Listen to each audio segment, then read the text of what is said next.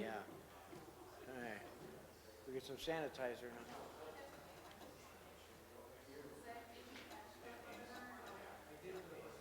Steve? All right. All right.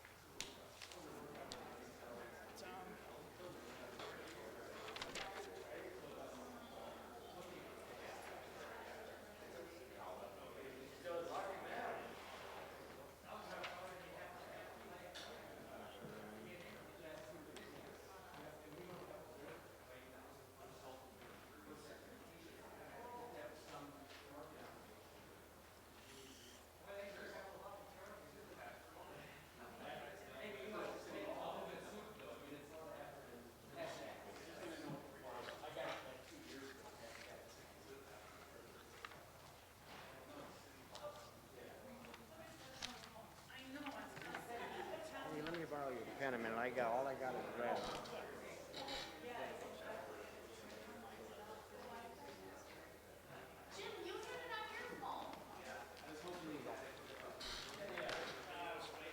I left my pen in the car, so I grabbed a red pen from. I know I had a pencil, but one. Someday I'm gonna come in with a crayon.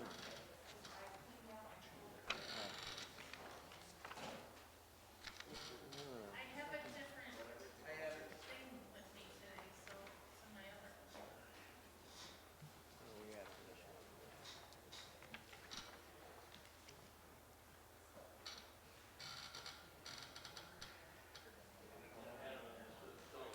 Thanks.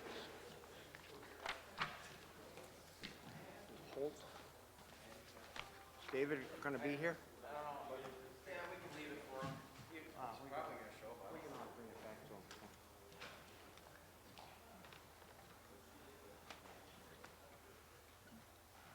Oh, yeah.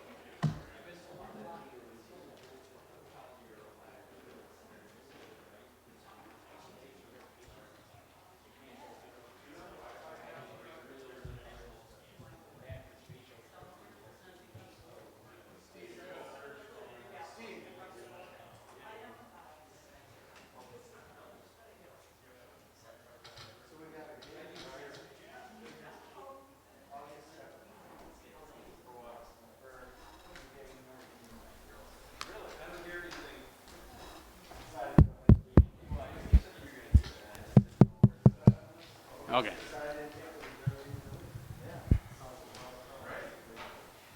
Mayor, you ready to roll? All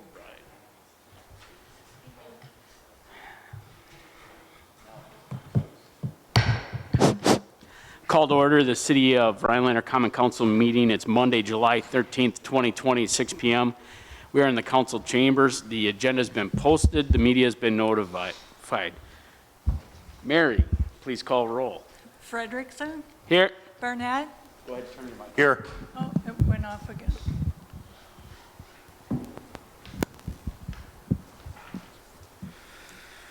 Okay.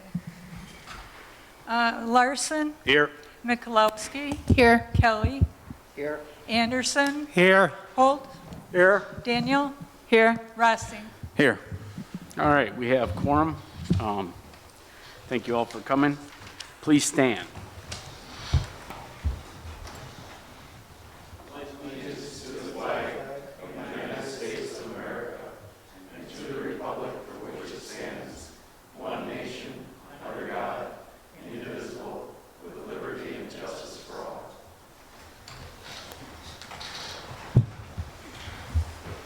Thank you. Public comments. We usually have a sign up. Is there anybody in the public that would like to make a comment? We have a lot of people in the public today. All right. For public comment section, I said that people can now attend and give comment. Other than that, our gallery is closed. We know that we cannot legally close it to anybody to the degree of actually forcing them out, but at the same time, for safety concerns, we've put that in there. We are open to our department heads and people that have issues to deal with business with council. That being the case, one of the things that came across actually through my mayor email this week is the idea of masks. So I said I would not read emails anymore, people that wanted to come, but they would be available. It's a substantial amount, probably 20 and 22 emails on each side. 24, 22 against wearing masks, and they're available. So if you want to read them as you go, they're available, but we won't read them. I just wanted to let you know that that was a mass amount of communication to the mayor this week, and we'll discuss that. That being the case, the request was for us to mandate wearing of masks. Gerald asked us to wear a mask today, and I said that we wear masks based on humanity. And what I'd ask even at this point is, Gerald, do you feel safe now that if we were to take off our mask, we're fine? We're 6 feet apart? I don't know. That's not how I interpret the the guidelines. I think any internal space where people are close together, even 6 feet, has some problems. But I do appreciate that people have worn masks tonight. Sure. I'm going to take my mask off at this point due to the fact that I feel that it is a safe distance. I'm respecting your distance at this point. I believe in the humanity of people, that we are going through a time that is unprecedented, where a virus may be airborne. It might not even just be droplet. That being the case, it is significant for the distance. The problem is they haven't identified that, nor have they identified how, why, when, or where. Throughout my administration, one of the things I pushed for was safety of our people. And during the first projections, we took every single precaution farther than normal. I myself was one of the first people to drop off cloth masks at the hospital for the orthopedic patients. So they had a mask to protect themselves in the hospital. That being the case, still at this point, the necessity or the mandate for it is a whole nother step. Once again, it's been argued about and became polarized, and I said 2022, started by people that wanted masks, and I understand that fear.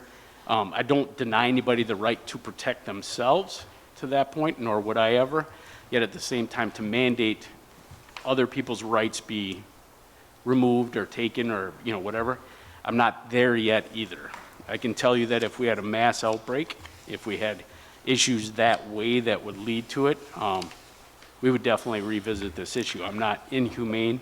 The problem is that you don't know you have a mass outbreak until you're in the middle of it, as people in Texas and Arizona and places like that have discovered recently. And the number of cases in some of our adjoining counties have been rising, more in Forest County than in Oneida now.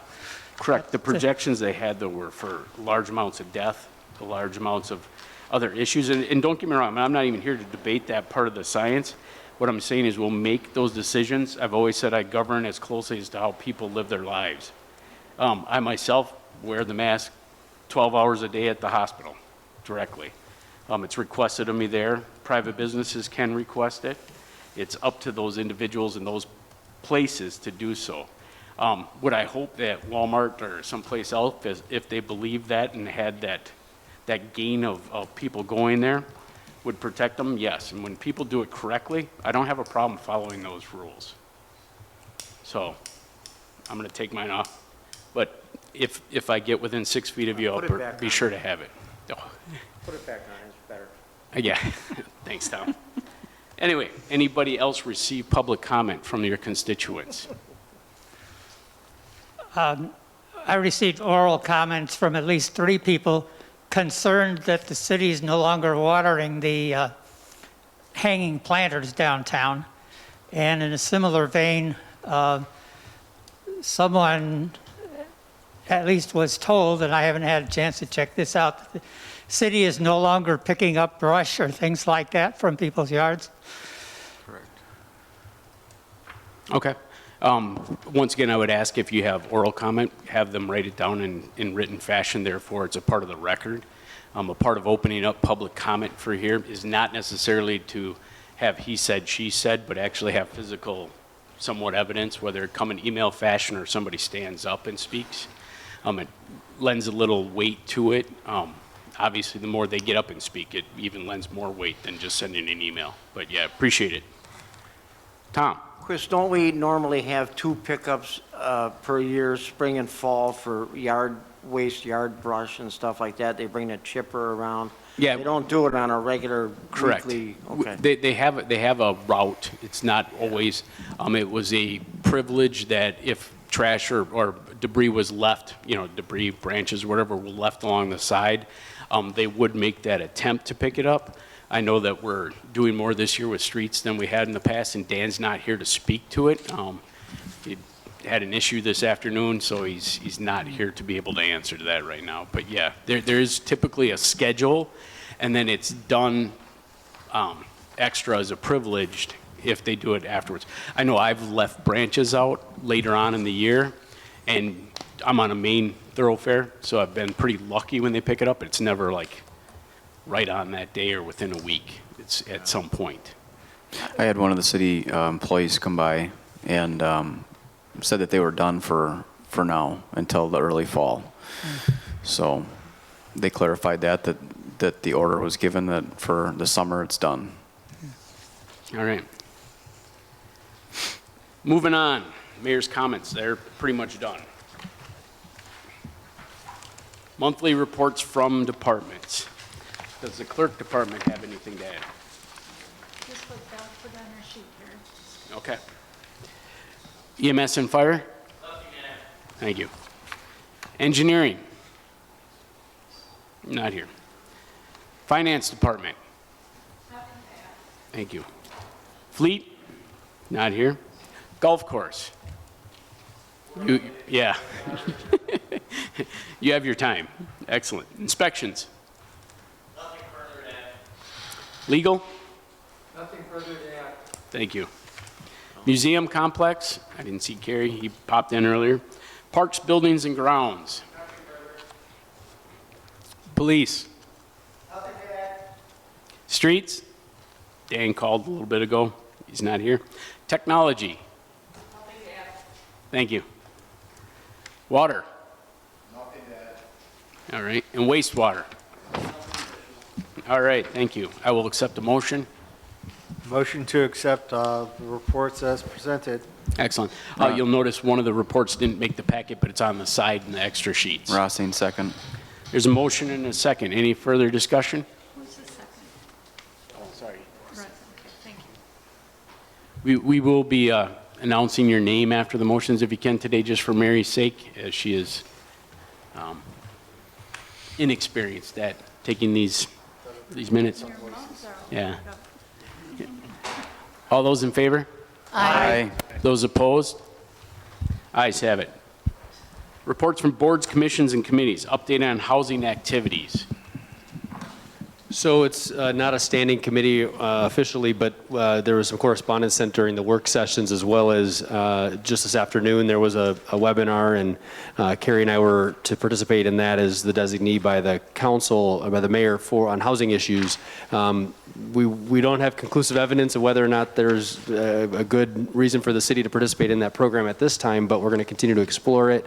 One of the items I also shared with you was related to the need, and actually the webinar today underscored the need to get some baseline data on the housing market and housing situation in our community.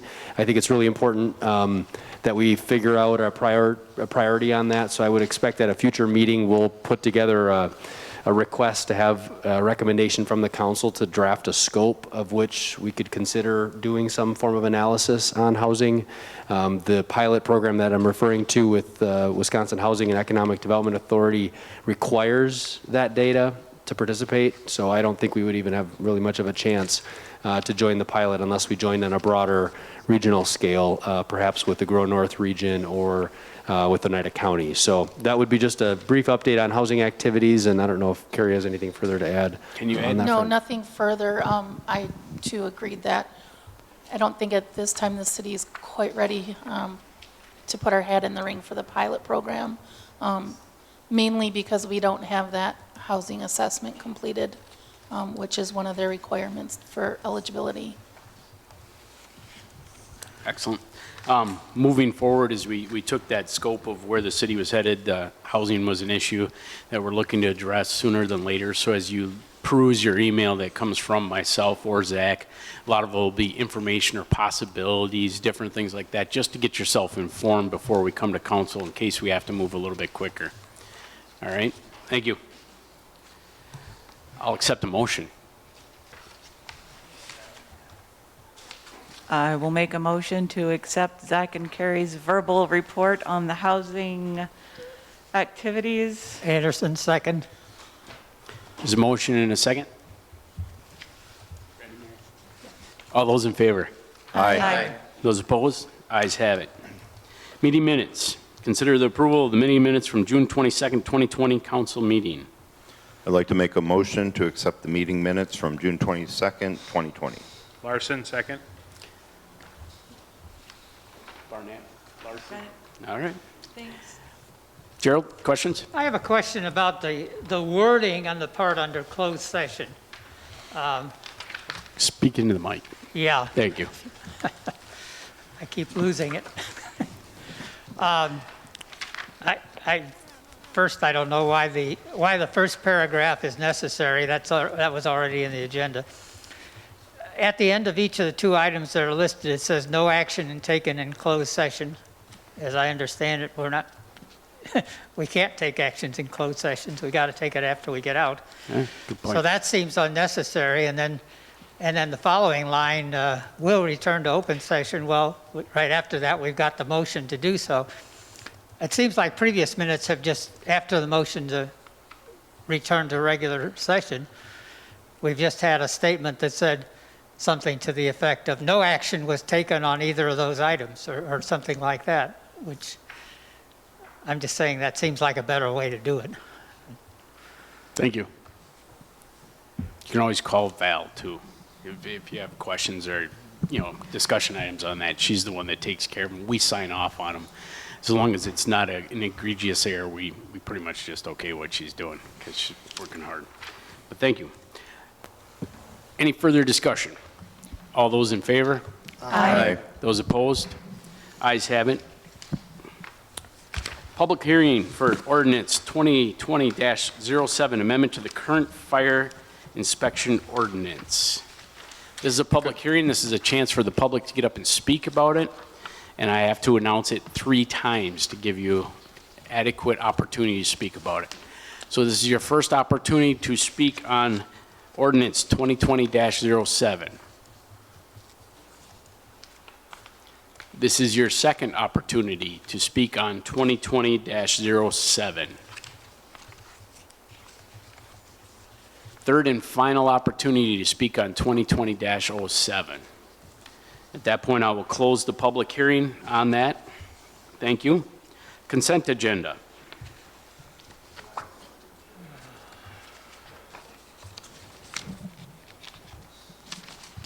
I'll make a motion to approve the consent agenda as presented. Hold, second. And request a roll call Yes, because it's got the bills absolutely. and claims.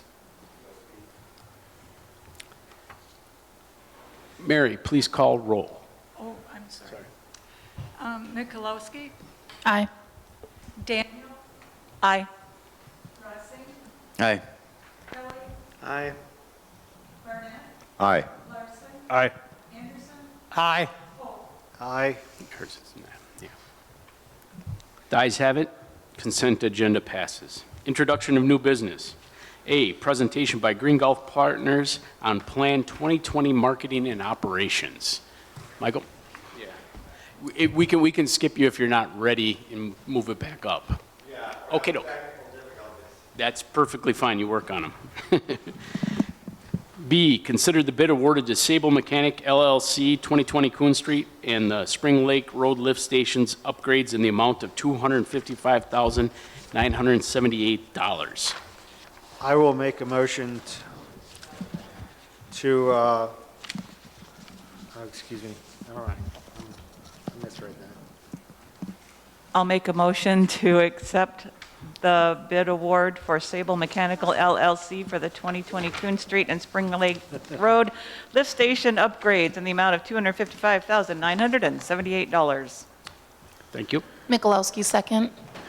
There's a motion and a second. Any discussion? I just had a question for Yeah. Jim, if he had any thoughts on the company or the process in general.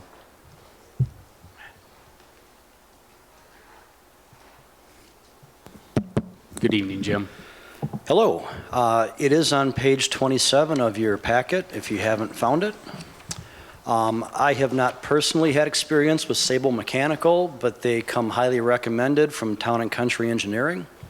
And I would also support approving the bid award to them. Gerald? I guess I Mike? need an explanation of the. Yeah, back to the mic. Schedule A, equipment bid items, how that part works. Let me grab my notebook here.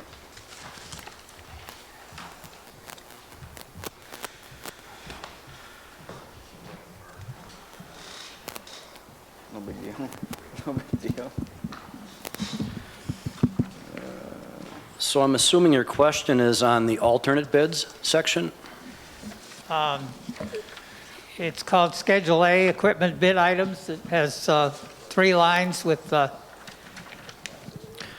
different pieces of equipment, I guess. So there were some deduct amounts given. The easiest one to explain is for the submersible pumps, the last line on that column there. So if you look across that lowermost line, you're going to see bid deducts to go with a cheaper pump, a lesser quality pump. If Mark or Greg from Town and Country was here, they could probably explain that a little further. But this just gives the contractor some pricing options to look at some different brand of pumps for these station upgrades. And if I'm not mistaken, we're not going to award any of the alternates, right? Correct. We're just rejecting, essentially, we're awarding the base bid as it's Correct. presented. Just, I think that's maybe what the question, is that what the question is driving at? Yeah. Bids as they come in might have different options or parts to them, and it gives between the vendors and then ourselves that option to move things around, because it's kind of like having a discussion on a contract. Every little part moves another little part, so that's just a part of being in a bid. I just wasn't clear on whether this was something that was going to change in the future, but Gotcha. not so. Excellent. So we have a bid and, or excuse me, a bid. We have a motion and a second. We have a bid too.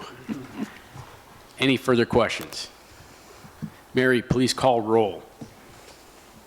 Daniel, Aye. Russing, Aye. Kelly, Aye. Barnett, Aye. Larson, Aye. Anderson, Aye. Holt, Aye. Mikulowski. Aye. Ayes have it, motion carries.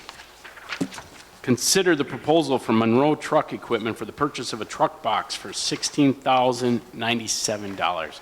And Tom, did you want to get up and explain how this came about, or you don't have to if you don't want to, but we can wait and ask. You just want to make a motion maybe? Sure. And then if you have a Yeah. question.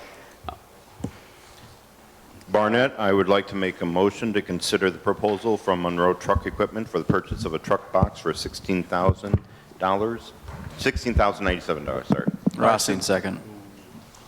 That was a Barnett motion. I got you. All right, go ahead, Tom.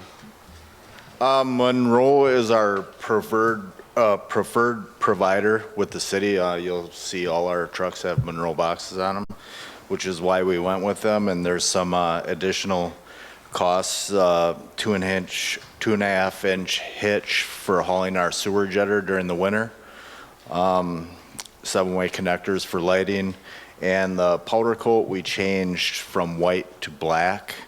And that powder coat's much more durable than the original paint bid. Thank you. Any other questions? Mary, please call roll. Thank you, Tom. Rossing. Aye. Kelly. Aye. Barnett. Aye. Larson. Aye. Anderson. Aye. Holt. Aye. Mikulowski. Aye. Daniel. Aye. Ayes have it, motion carries. Consideration of Hodag Beach lifeguard contract with the YMCA of the Northwoods. We will call roll on this, although it is the contract that we are awarding. Barnett, I'd like to make a motion to consider the Hodag Beach lifeguard contract with YMCA of the Northwoods. Anderson, second. I have a question. Yes, discussion. Ryan? Did we approve this before? So it's the same agreement essentially as previous years. It was budgeted, and this is a new agreement because the dollar amounts changed, because the dates of service changed, so they presented the second agreement. I don't believe a contract was approved by the council. If it was, it would have been prior to when I was engaged, but my records, I didn't see anything for this year, just 2019. Okay. It's a point of information. I believe that we delayed that because of the shutdown. Yeah, go ahead and speak into the mic a little bit. I'm That's sorry. okay. I believe that we discussed it and delayed it because of the shutdown. It was in the middle of the shutdown. Correct. Tom? David, you are correct. We did discuss it, and we decided that if the YMCA, when they feel safe enough to provide a lifeguard, that we would definitely take them up on it. Gotcha. Thanks. Mary, please call roll. Kelly. Aye. Barnett. Aye. Larson. Aye. Anderson. Aye. Holt. Aye. Mikulowski. Aye. Daniel. Aye. Rossing. Aye. E, consider approval of a conditional use permit for Acadia Associations LLC 664 Acacia Lane RH 20.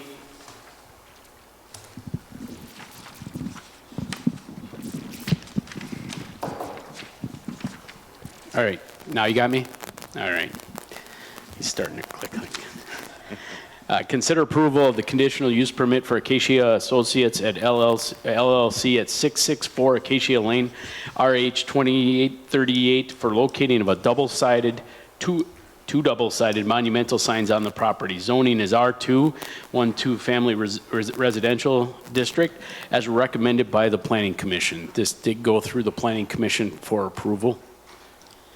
Mikulowski will make a motion to accept or consider approval for the CUP for Acacia Associates LLC as presented.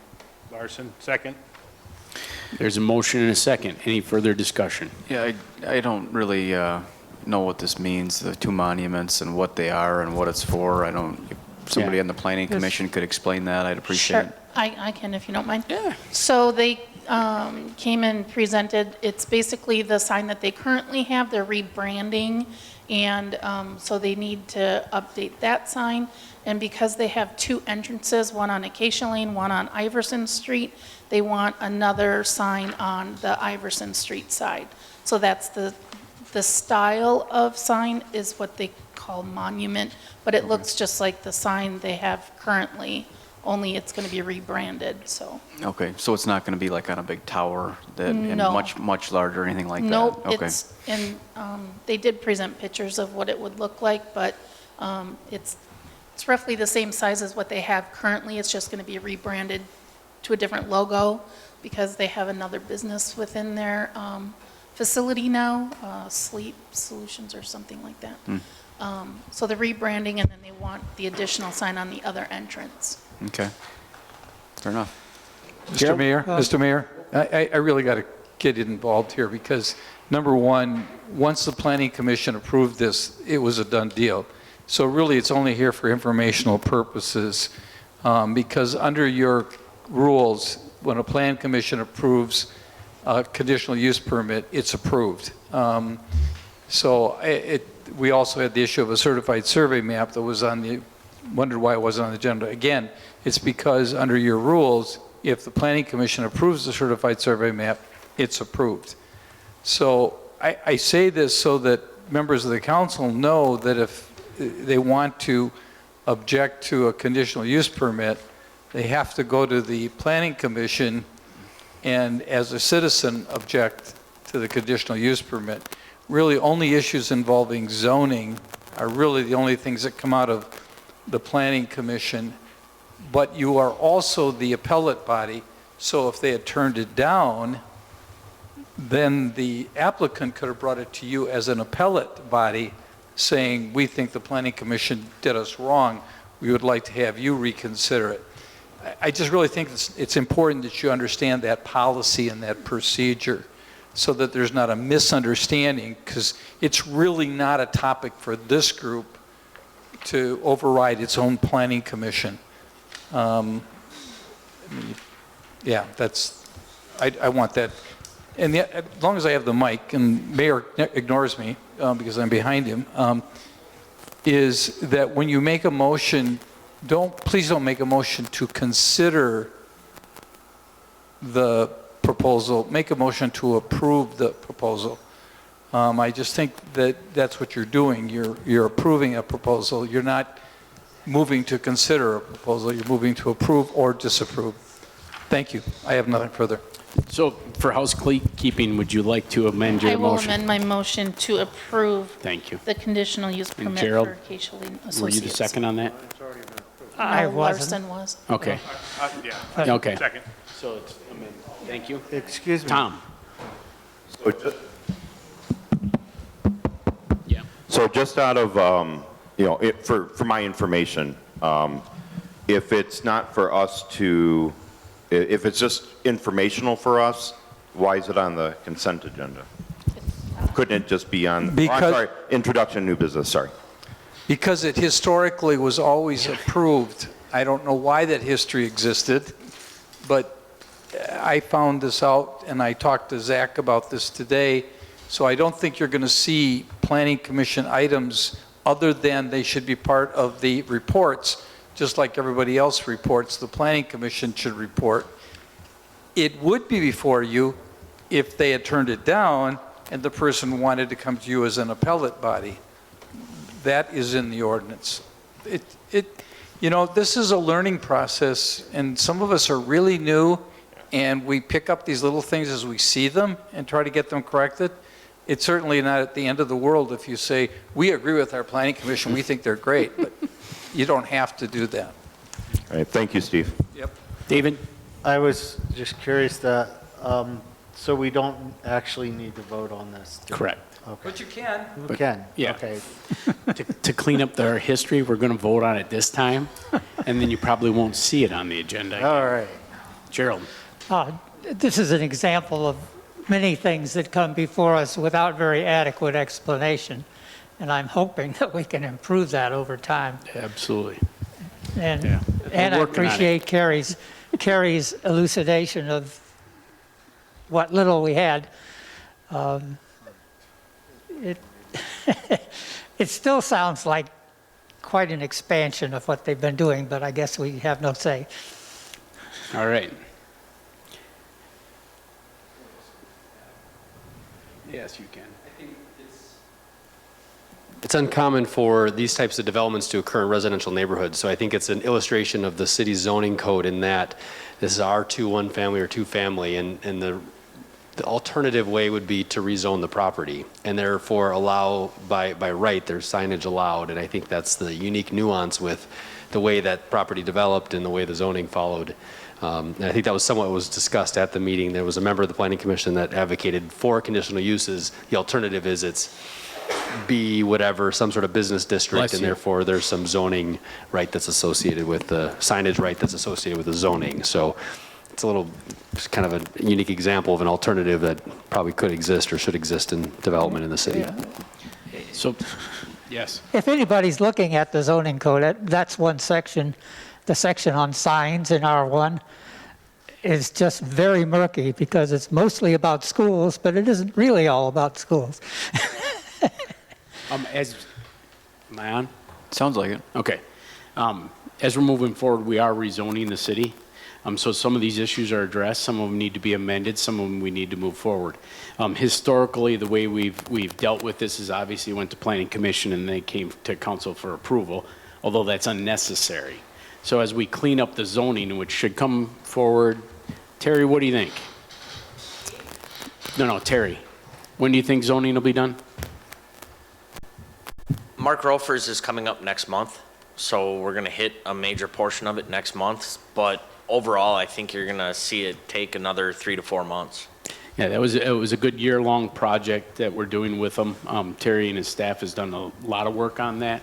I mean, we've run across in the rezoning or in the what's the name? Zoning Board of Appeals. Thank you.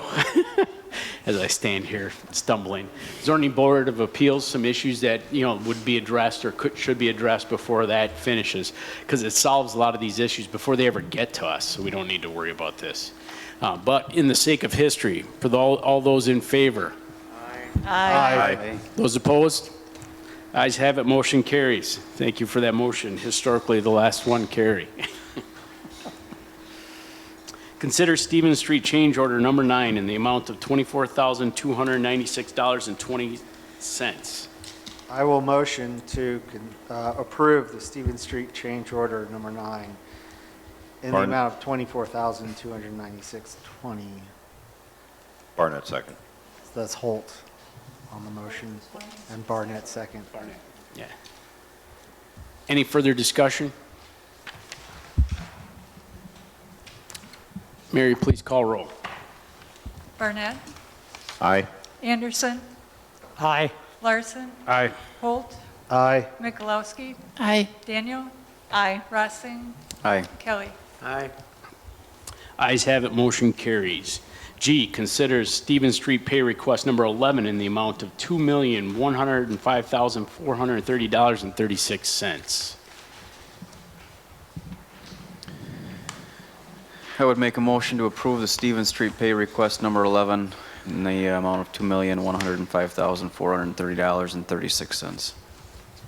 Holt second. There's a motion, a second. Anybody go through that, find out how many valves and stuff they put in there? That was a fun little look.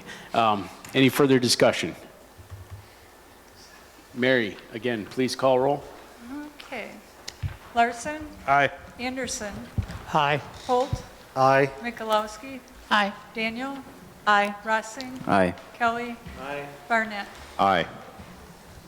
Motion carries. Consider the final Peterson pay request for the Wabash area project in the amount of $30,382.38. Barnett, I make a motion to consider the final Peterson pay request for the Wabash area project in the amount of $30,382.38. Motion to approve, not consider. I'm sorry, motion to approve. Larson, second. All right, there's motion and a second. Any discussion? Eileen? I'm just wondering if this project is in fact complete. I have a constituent who lives on Wabash, and her yard, as she claims, is still a mess.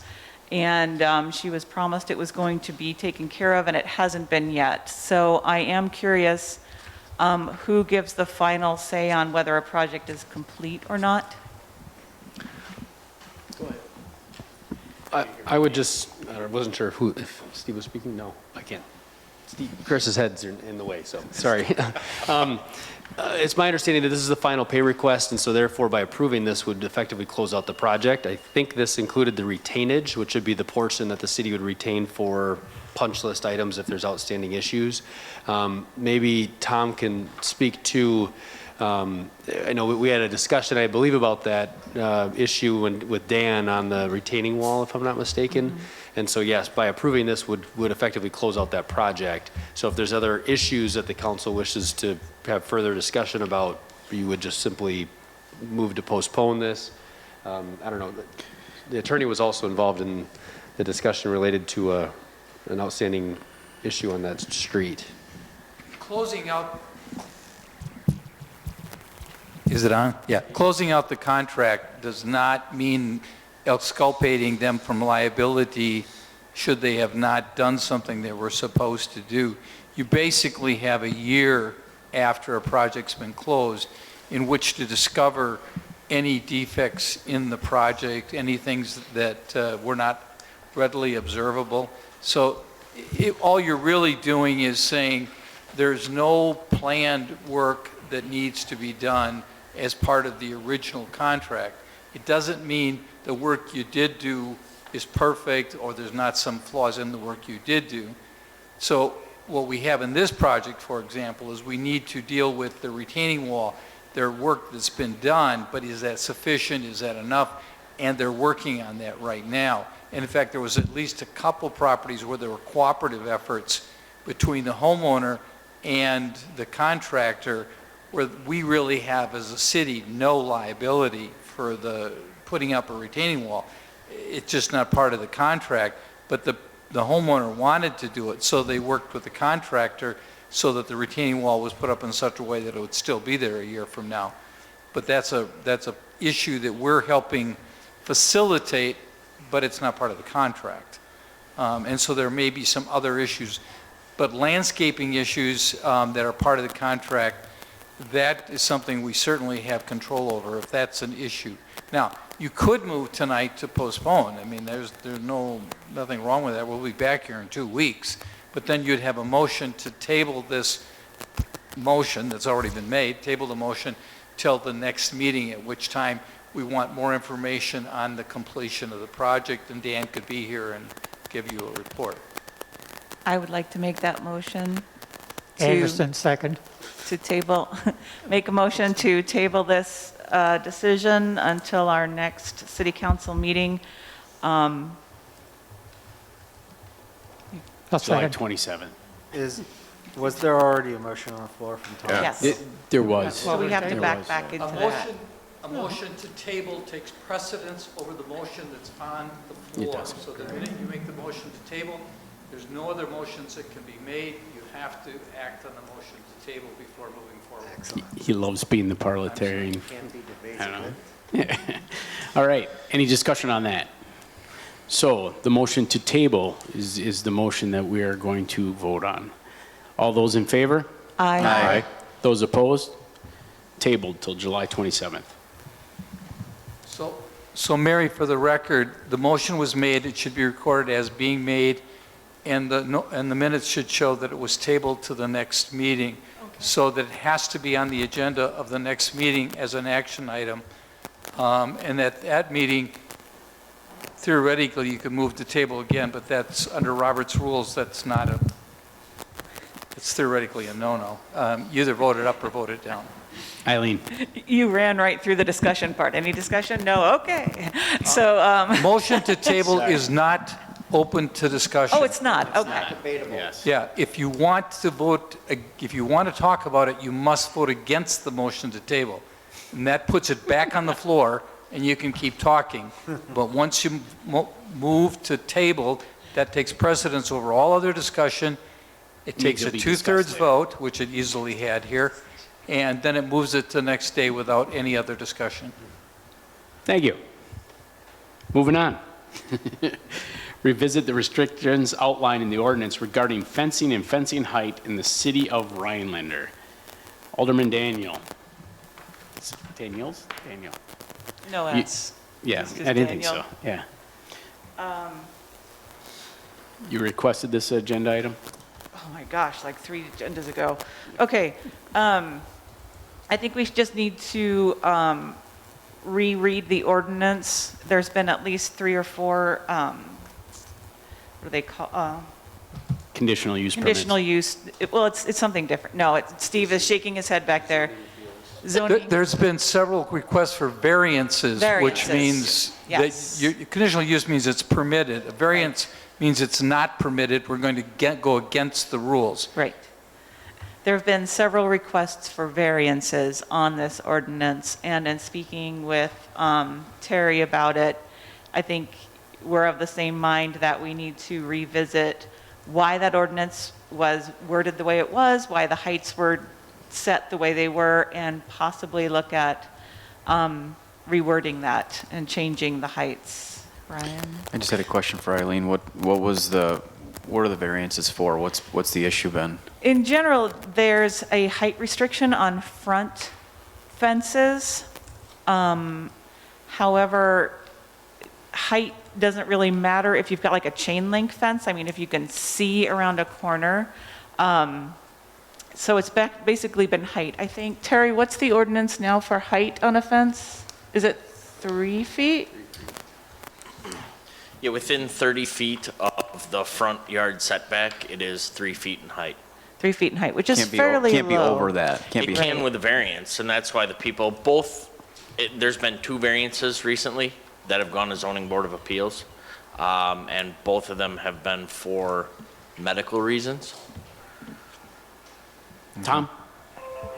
Yeah, I'm, during my training to become an autism-friendly business, I do know that there are at least one person in the city of Rhinelander, I believe was probably one of those variances, got their fence higher up because children with autism and sensory issues and other children, if that fence is too low, it really causes them a problem. They need that barrier to block out the traffic going by and all that kind of stuff. So I really think that this should be something that Alderperson Daniel brought up. I think it's a very good thing to look at, considering other reasons of why people may need those fences higher.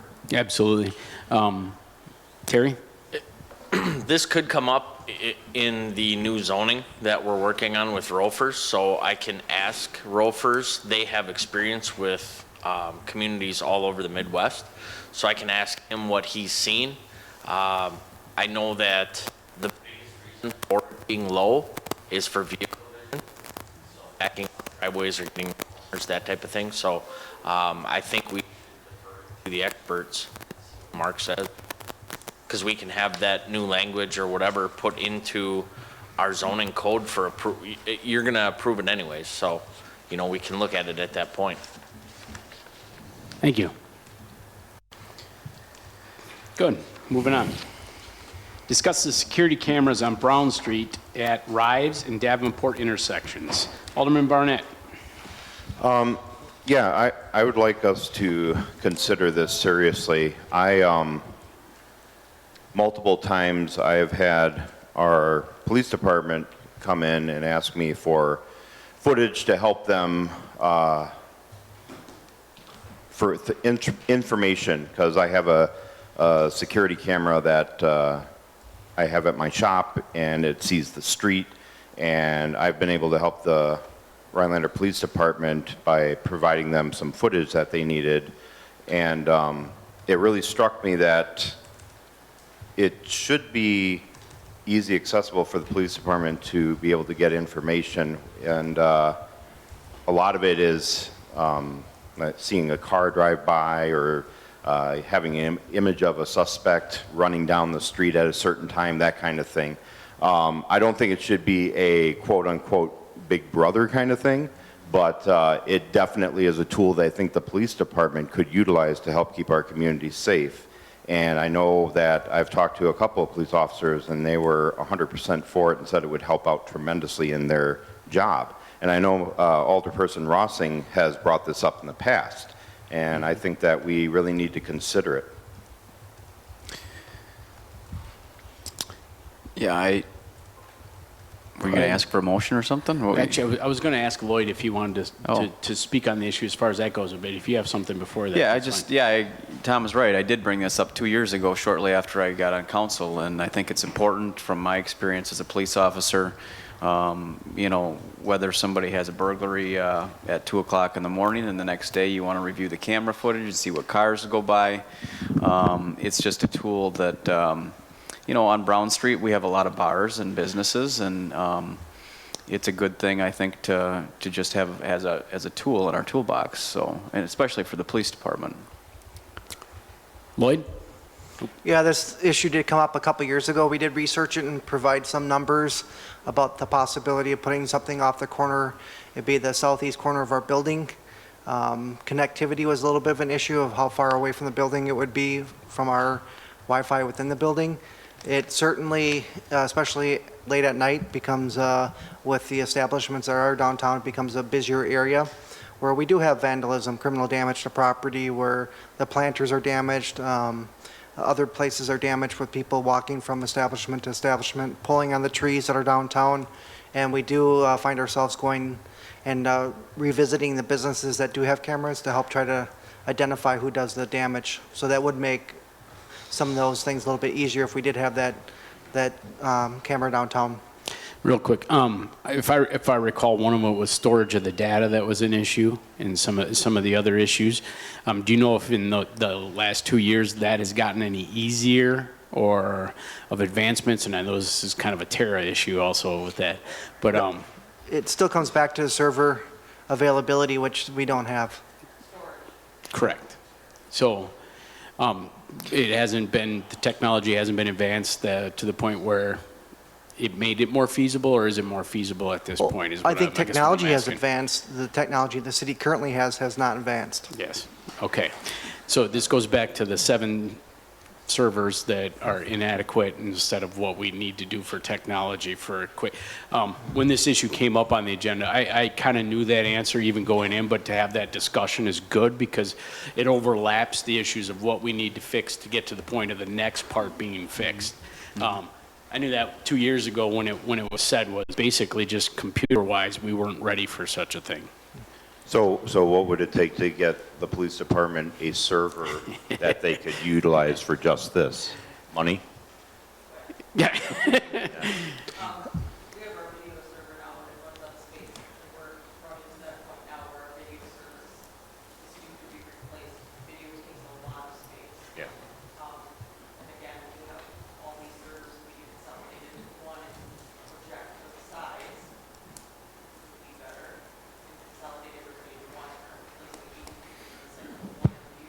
Do you have a mic over there, Tara? Yeah, we'll have you step to a mic, just for that reason. I said, we have 8 computers everywhere, and we're running out of space even with the squad video server. It maintains itself, but after time holding all those videos, and videos are huge, we even have our own system for holding juvenile interviews and regular person interviews, and we have to be very careful because of the size. We can control what's recording, but if you're putting in a camera somewhere on the street that's going to record all the time, a lot of size. We have cameras outside of the PD. They do on motion within a certain area, but size is an issue. And when you don't have somebody to maintain them, look at them, delete them, you're looking at something very costly and very large for that. The other thing I would suggest, if you do a project like that, you should make it an IP-based camera and give that IP address to the 911 center so they have real time. So if we had an incident going on with a 911 call, they could actually give real-time information to the officers that are responding. I think this is something that we need to keep in our minds to talk about because with, our police, how many police are we down? As of August 1st, we'll have 3 vacancies. 3 vacancies, which means patrols are not what they should be. And I think a security camera on both those streets would extremely help that cause as well. So I'll be keep talking about this. Excellent. Figure it out. Eileen? I was just going to ask if, then he's walking away.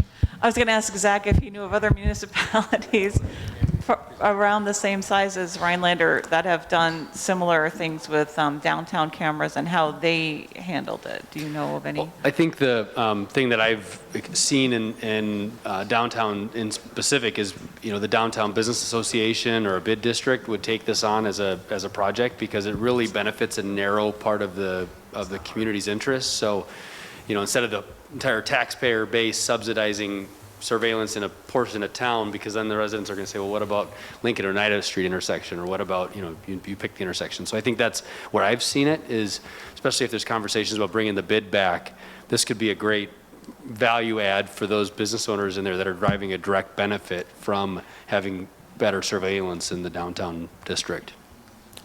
Ryan? Yeah, I know smaller agencies or smaller cities that have roughly 8 cameras for a city. I'm not going to say the name, but I'd like to make a motion to direct city staff to look into the 2 cameras and the cost associated with putting cameras on Brown Street in those locations. Barnett, second. You have a motion and a second. Did you get that, Mary? Yeah, look into two cameras, you said?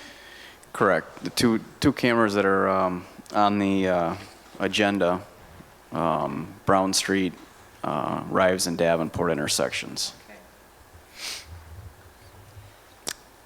Discussion. David?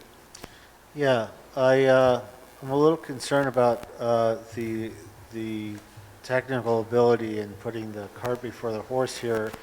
Does this need to be wrapped into a discussion about upgrading the IT systems at the police department to make sure that they have the capacity to utilize the cameras? I suspect the cameras are themselves not going to be the most expensive part of this.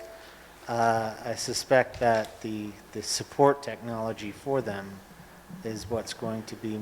Yeah. The motion was to direct work product as far as investigation of the pricing and cost. So it can go as far as, or it can end at, the cameras are this, and you guys can go, okay, great, that's the cameras, and now we'll make a motion to do whatever. I believe in our staff as far as examining the problem to its totality. It was part of our work sessions and a part of our listening session that we had as a mayor was to collect all of that so that the little parts of it kind of take care of themselves when you take care of the larger parts, but you are correct. That is a question. Any other discussion? Gerald? It's apparent that technical feasibility and the ultimate cost of it are going to be large considerations. I would note also that as Tom said. In your mic? I think there's no mic on. Is it on now? Yeah. Okay, as Tom said, we do need to be concerned about the big brother aspect of it too, and how we keep all that in balance as to surveilling people unnecessarily. I got a response to that. I know there's a lot of municipalities. I think Wausau might be one of them. There's a lot of places that have that for a tourism benefit, so that people could log in themselves and say, hey, what's going on in downtown Wausau, or what's going on in downtown Brown Street, Rhinelander, and use it to attract people, not necessarily have that be a bad thing. So I understand what you're saying, but I don't necessarily agree with you. And the reason I said that in the first place, because I don't want that perception to be the first thing in everybody's mind. Just like with the camera I have, if something happens at a certain time, they ask for that specific footage for that specific time. And that's all that this would really be, is if something bad happened, they can go back to the surveillance and say, oh, yep, there was something going on right there and we got it. So. I can also promise you, and I'm going to add to this, when it comes to the issue of location and or otherwise, if our police chief comes to me and says there's a better place for this or there's a different necessity, we would allow him to use those tools to get his job done. Even having this discussion a little bit, I don't want to say makes me feel uncomfortable, but at the same time, his understanding of what he has at his ready to take care of his job, he understands, and he's looking for ways to advance it. He's begging for ways to advance it. We're just looking for dollars in the agenda to make sure that happens as we take care of it. So when it comes to all these issues, once bringing them forward, it makes sense. But at the same time, allowing our staff to be able to say, you know what, this intersection and this intersection makes more sense, or anything else. So we're not just picking little parts of it. But that will address at that time. The motion as it stands now is just to look into basically the cost and the feasibility of it, which I'm perfectly fine with. Any further discussion? All those in favor? Aye. Those opposed? Ayes have it, motion carries. Discuss the administrator search. This is Ryan Rossing's. We need K Yeah, we first. missed one. Oh, I'm sorry. Okay. Consider a proposal from Dr. Tingham for PFAS testing. This was added to your packet this afternoon as it came more clear.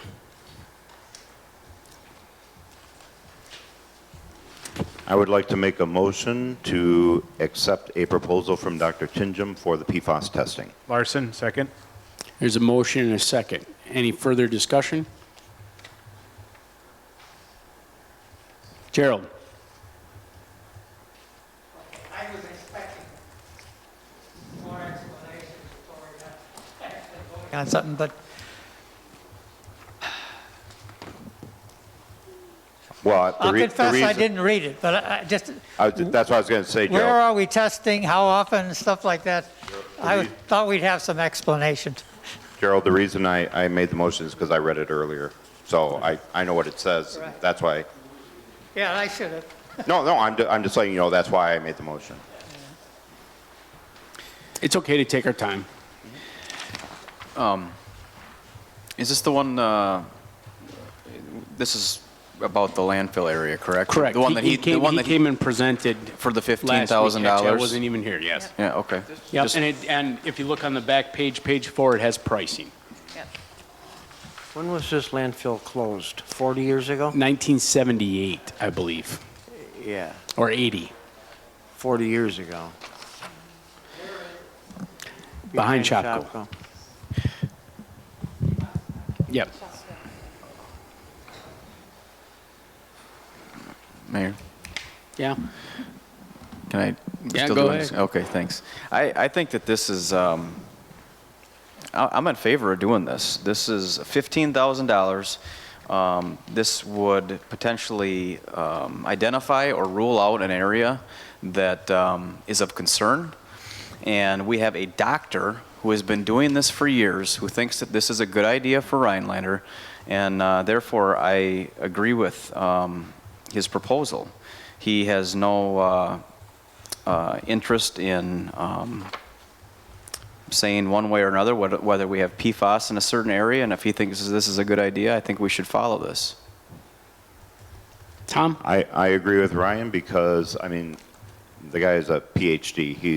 He knows what he's doing. I have full confidence after reading his credentials, listening to him at the last meeting. I don't see why anyone would have doubts about his credentials or abilities at all.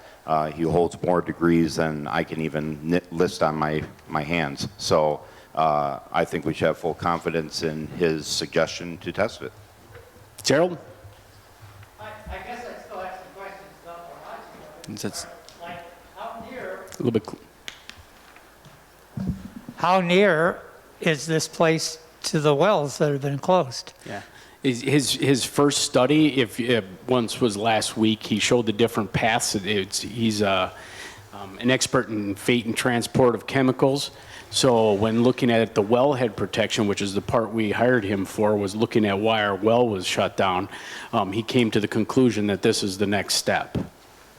Don't ask me to explain what a 26-year study on some chemical had to say about it. I could tell you that this is what he said was the next step was to look at this possibility because it has either high likeliness or it's a really good rule out.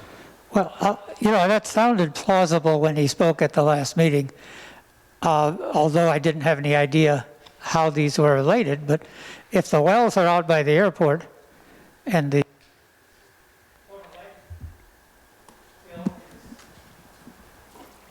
near where Shopko was, Gerald, he's gonna give you a.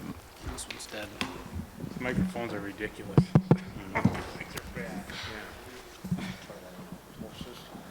I don't remember the person's name. I think he sent an email to all of us questioning, whether it would really move that far or whether there aren't other things that are closer, especially when you're talking about it going, under the whole city and under the river. And I recognize the geology as he described it is conducive to stuff moving pretty fast over quite some distance, but that, I don't know, that makes it less plausible to me. Okay. Tom? I think we should be looking at the airport as opposed to this. This was closed down 40 years ago, and like Gerald says, it takes quite a bit to get this water from Shopko to the airport. Yeah, did you, So I would, Yeah. I'd probably vote no. David? I would disagree with that interpretation of Dr. Chinjan's presentation in terms of speed with which PFAS can move through a watershed. In fact, he made it clear that this is the reason why these are called forever chemicals, that PFAS was deliberately and explicitly designed to not bond itself to other things. And I felt, at least from his presentation, that he did a very good job of presenting that we have to start somewhere in either ruling something out or saying it's a possibility. So I'm a little bit confused by any kind of resistance to the idea of spending what ultimately looks like a small amount of money relative to the problem of PFAS in addressing this issue. Eileen? I would like to address Tom's thought on the 40 years. You know, we closed it down 40 years ago. That was a landfill that had no liner. It was they dug a hole, they put the stuff in it, and then put a cap on it. They did not cap it. They did not cap it. Okay. So if you think about it, 40 years is pretty much a good amount of time for stuff to break down, release the PFAS that it had within it into the subsoil, which would then make it down to the aquifer, which would then, 40 years seems about right. But I'm not a PhD. I'm just going by what Dr. Tinjum, he's the expert. And so I'm putting my trust in him more than anybody else. Tom? I will reiterate what I said earlier. The man has tons of PhDs. He knows what he's doing. Why would we hire someone and ask him to help us if we're just going to ignore his recommendations and suggestions? On this particular subject, he is probably smarter than anybody else in this room, and I think that we should consider his recommendation because of the fact that this is what he does. Carrie? My thought is just, if nothing else, to at least rule that out, and then we can move on to what else might be causing it. So I think if this is the next step, we need to take this step to figure out which direction we need to go. Gerald? I kind of agree with that. It's just a question of why is this the next step and not something closer to the wells or the airport or the other places have been identified as a problem. And I thought he would be here tonight to explain that kind of question. Steve? Yeah. What you need to know is the airport issue is already being dealt with, okay? The airport commission has already hired a consultant, and they're already doing the testing that they needed to do. Those results were given to Madison months ago. And that process has now been delayed. I just got an email tonight that the Department of Natural Resources has canceled their study task force that was going to set the criterion. So this is complementary. That means I'm making a value judgment. I'm not going to make a value. I just want you to know that the airport is already being dealt with by the Airport Commission and the county and the city working cooperatively. And that's been going on now for several months because we had a letter before you were on the council that we are listed as a responsible party, and we had to respond to that, which we did, and that's all in the process. So there really probably isn't any other place, but again, I'm not a scientist either to go test. This is just the next logical. That's good to know. Yeah. Any further discussion? Mayor, I'd ask for a roll call on this. Yeah. Well, yeah, there's a price tag on it, 15. It's page 4. Mary, please call roll. Holt, Aye. Mikulowski, Aye. Daniel, Aye. Rossi, Aye. Kelly, Aye. Barnett, Aye. Larson, Aye. Anderson. Nay. Motion carries. Excellent. We'll back up. Green Golf Partners. If we have a window of opportunity while it's working, you better take it.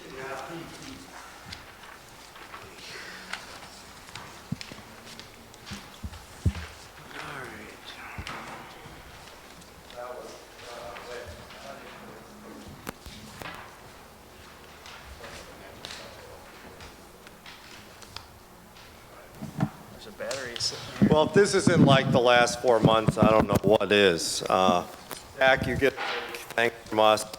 Mayor Frederickson, esteemed council members, very honored to be here in front of you. Mayor, good to see you. Usually when I come up, I've had the pleasure of addressing the council many times. One of the best parts is seeing Val, but she's on vacation, so it's nice to know her take a vacation. You know, what we tried to do is put together a presentation for you tonight that maybe answers some of the questions that arose in the prior council meeting that the staff attended. My name is Matthew McEntee. I'm the CEO and division president of Green Golf. It was my company. I sold it to Troon. We're now part of the largest company in our space in the world with 550 locations worldwide. It's my understanding that our regional vice president gave you some background. So I'm not going to give you any company background. I will say that anything that we have tonight we can share with you, especially, it's especially difficult on a PowerPoint to put up a marketing plan. So we've hit some highlights, but we can share all of these documents with any and all of the council members. I do want to take 3 minutes to provide some backstory to new council members, so you know Councilman Kelly is aware of this as we participated in this together. About 3 years ago, I was contacted by the city administrator at the time, Keith Cost, and he had been dealing with some problems at the club and was looking for somebody that would, that he could engage or the city could engage to help quantify the scope of the issues and then provide a roadmap or some ideas for going forward. For me, it was probably the most exciting phone call I've got in 36 years because I grew up here. My orthodontist was in town. My parents owned a resort north of here. You know, when Northwood opened, for me, it was a very exciting thing as somebody that was in the golf business. I played most of my Rhinelander golf as a junior golfer at Rhinelander Country Club when Ron Bosey was the professional. So I will admit to being slightly biased, and this was really something that was quite special. Went to work and over the course of about 90 days did a study on the golf course that included a patron survey. And we found that there were a number of issues present. I'm good at karaoke. I don't know why I wouldn't be any good at this. Yeah, this is, we'll switch, thanks. I had a beard like that just about 2 months ago. All right, trying again, thanks. And so what we had recommended at the time was, you know, that the 3 buckets were the patrons were unhappy, the golf course had some management issues, and there were financial problems. So we addressed those. We recommended a long-term plan that you would have as a strategic plan, including a long-term capital plan, because golf is like anything else, like your teeth, like your house. If you ignore it, you don't continue to invest in it, over time it's going to deteriorate. So we turned that in, and I sat in this room and presented it along with our management team, and Joe was here. Today, with me today are Kyle. You guys might know Kyle Christian. He's the general manager. Kyle has great experience, a lot of passion for the state. He's from near Plymouth. He worked at some great clubs, so he brings a real strong understanding of what hospitality is. Joe Anderson, who is also known as MacGyver because he can fix anything, do anything. This is his 25th year at the club. There's 16,000 golf courses in the United States. About a quarter of those are municipally owned. When this golf course opened, it was the #3 rated municipal golf course in the United States. It's perpetually been in the top 50. As we did our study, one of the things that we were able to find out is there had been an economic impact study commissioned by the city on the golf course in order to get a better understanding of the golf course's impact. Was it just a pure drain, or was it accretive? Did it benefit any of the other areas of the city, hospitality, travel, tourism, relocation, all those things? And the overall economic impact of the golf course was well beyond the gross revenues of the golf course, including employment, opportunities, a relationship with Heel Creek, a lot of things like that. So it was clear that it was a much bigger, had a much bigger and stronger relationship to the city than just a golf course. I've been doing this my entire adult life as a golf executive, and I can tell you that the municipal course segment is really interesting. And I would say also as a golf course owner, which I am, sometimes I'm not a huge fan of the municipal golf course segment. And I say that, not tongue-in-cheek, but with respect. And I say that because a lot of the municipal golf courses across the country are not run like businesses, and so they're not intended to be profitable. They're not intended to match the supply and demand economics that would cause you to set your rate. And so in many instances where I've been involved across the street from a municipal, it's been tough because oftentimes they have lower rates, yada, yada. This golf course, the main thing that we saw when we came in 3 years ago was it just really wasn't being run like a business. So our first 2 goals were very, very clear. Run it like a business and make the patrons really, really happy. And we use a survey system along with social media to really quantify that. And over the 2 years, we've had less than 5 complaints, realistic complaints of any sort. So, I would say, and you can go on social media and Golf Advisor and TripAdvisor, any of these different places and look that up. It's not hidden data. But I would say that Kyle and Joe and the team have really dedicated themselves to taking care of the people of this area.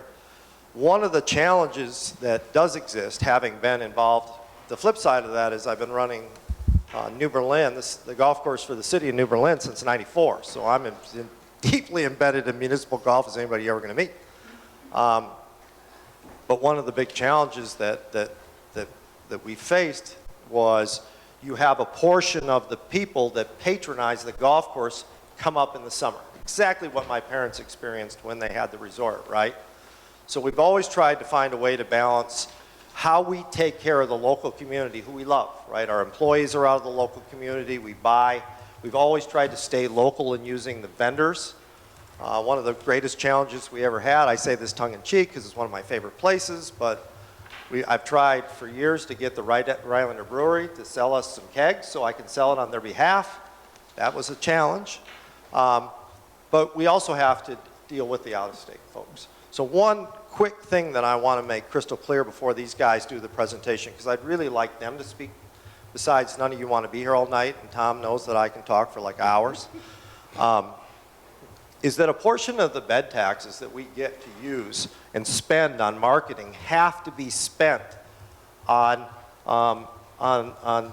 different opportunities that are outside of 100 miles, really intended to bring people in. Those are the rules that we have to play by. We didn't set those rules. And so, and I think, I don't have all of the councilmen's names memorized.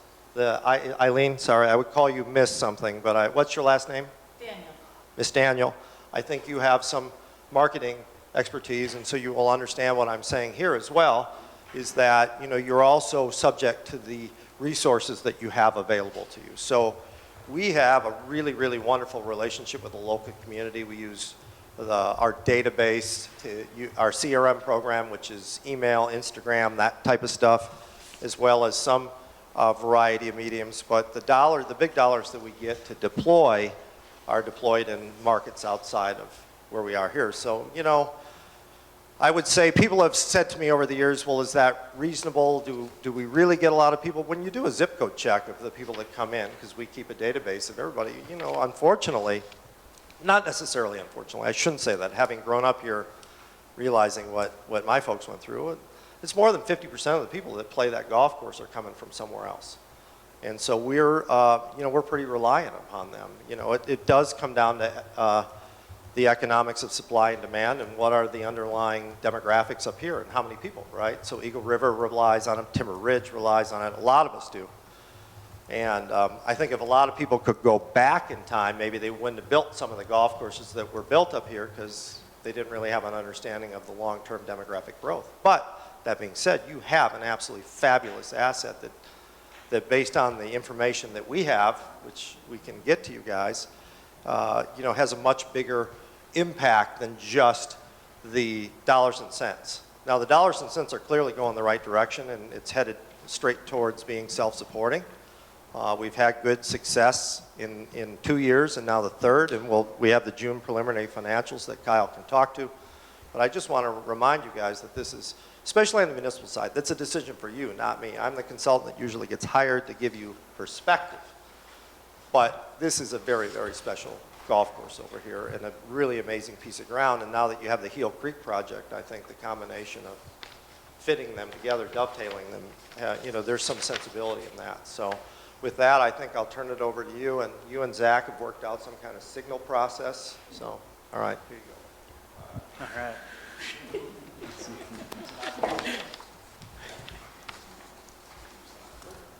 Thank you.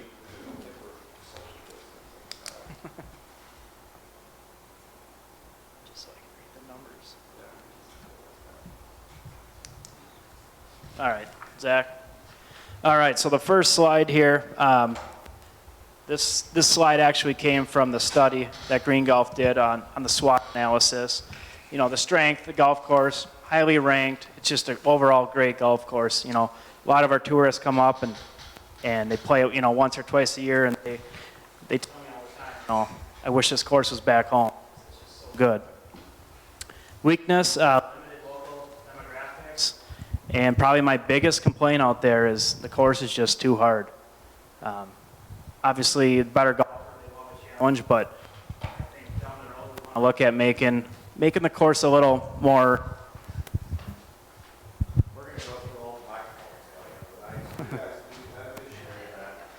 So long-term plan, I think we got to make the course a little more easier. I think we're going to notice even more play and better feedback there because it is very hard. Opportunity, we noticed improve the operational and the marketing efforts. So obviously we can always continue to do better and better. So, and then the threat, some area competition. We got some nice golf courses up here that I'm starting to finally go see and see what they're doing different. I played in Shawa and Bass Lake so far this year with some members, and those are both nice golf courses too. So we do got a couple courses in the area.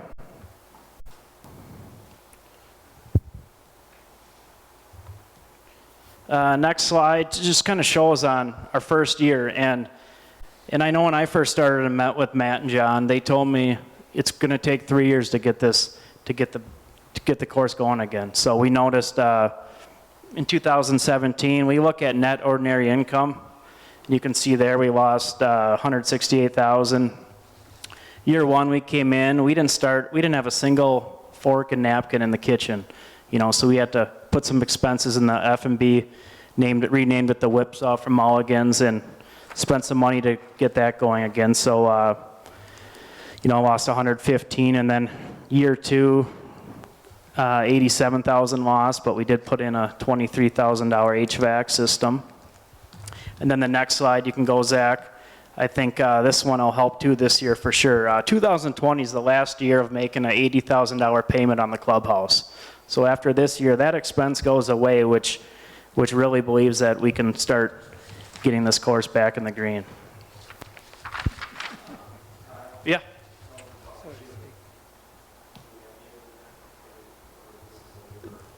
The slide will come next.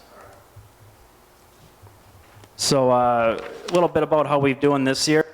We opened May 1, kind of right when the COVID restrictions started. We weren't allowed to let patrons inside the clubhouse, so we operated through the window. But once we got up and running, May, we were budgeted to make 14,000 and made 47,000. And we just got a rough draft of June, actually this morning.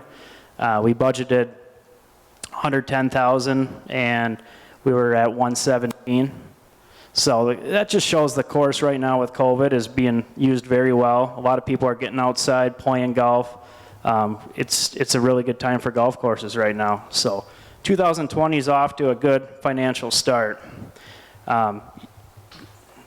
You'll see, this is kind of a summary. 4th of July is usually pretty slow out at Northwood. Busy morning, and then people go do their, lake activities, etc. So in 2018 on the 4th, we had 74 rounds. 2019, we had 68 rounds. And this year, we had 151 rounds. So that just shows that, golf is a safe outdoor activity. And I'm noticing on the lesson tee for me, people are taking way more lessons this year, which is awesome. They're getting back into the game that many of them haven't played in years and starting to come out again and get the dust off the club. So I've been noticing tons more new golfers. Here's just a picture. We had the Veterans Golf Association outing on the left there. And it's a pretty cool picture how they spaced out on the range. And then I go 2 years ago, total opposite.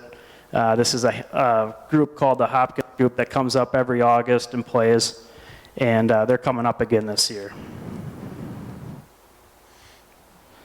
Marketing. I did pass out our marketing plan for 2020 because it shows more than this. But we did most of our marketing the last 2 years out of the area. So we're looking at getting back into the community and doing more local advertisement. We were in the newspaper last week, and I'm working with Channel 12 to start doing some TV ads too. So that'll be coming out. But do some stuff. We do some state golf shows. We have a golf app free to all golfers that promotes the course, gives them free GPS yardage. We actually have a marketing director through Green Golf, which he does a lot on the Google search sites for us. A Zen Reach Wi-Fi he's setting up. The Upshow app shows pictures when people go on Facebook, Instagram, and tag Northwood in it. That plays upstairs in our bar. And we redid our website to make it more mobile friendly. And just created a new logo there with the new Northwood logo and the whipsaw.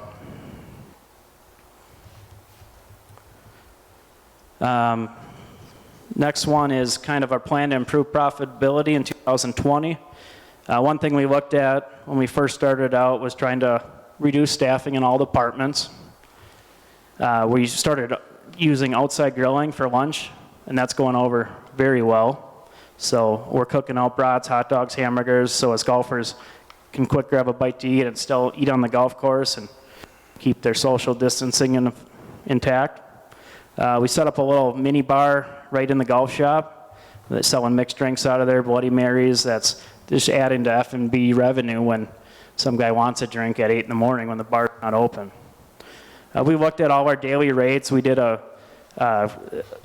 area rate comparison of our big competitors in Shala, Pinewood, St. Germain, Bass Lake, and simplified our rates where we got rid of the weekend rates versus weekday rates. And we kept our senior rates, which is going very well for us. I haven't had one complaint on our rates all season, so I think we're right in the ballpark there. As far as a new cook, we just got Dawn's from Dawn's Lakeside. She's starting out, and she's bringing her homemade pizza over, which is fantastic. We had it for dinner tonight. And she's going to run daily specials and work with our leagues. So she's got a ton of experience. And we did kind of go over just a simplified menu based on our golfers' needs. So more of the sandwiches, appetizers, salads, and such. And then last, our memberships have grown by 32% since GGP took over in 2018. So we're seeing more and more buying full memberships. This is new. Since I started here, I got approached. A couple of our ladies members always wanted to paint the hodag on our signature hole. And we talked about it, and then this year we finally got some time to do it. So the three ladies went out and got all the moss off the rock, and then they painted it green with the hodag. So this is pretty cool. We're seeing a lot of our golfers, tourists come take pictures and talk about the rock now. So they're going to remember that hole every time they play there now. So super excited about that. And now we'll just open up for questions.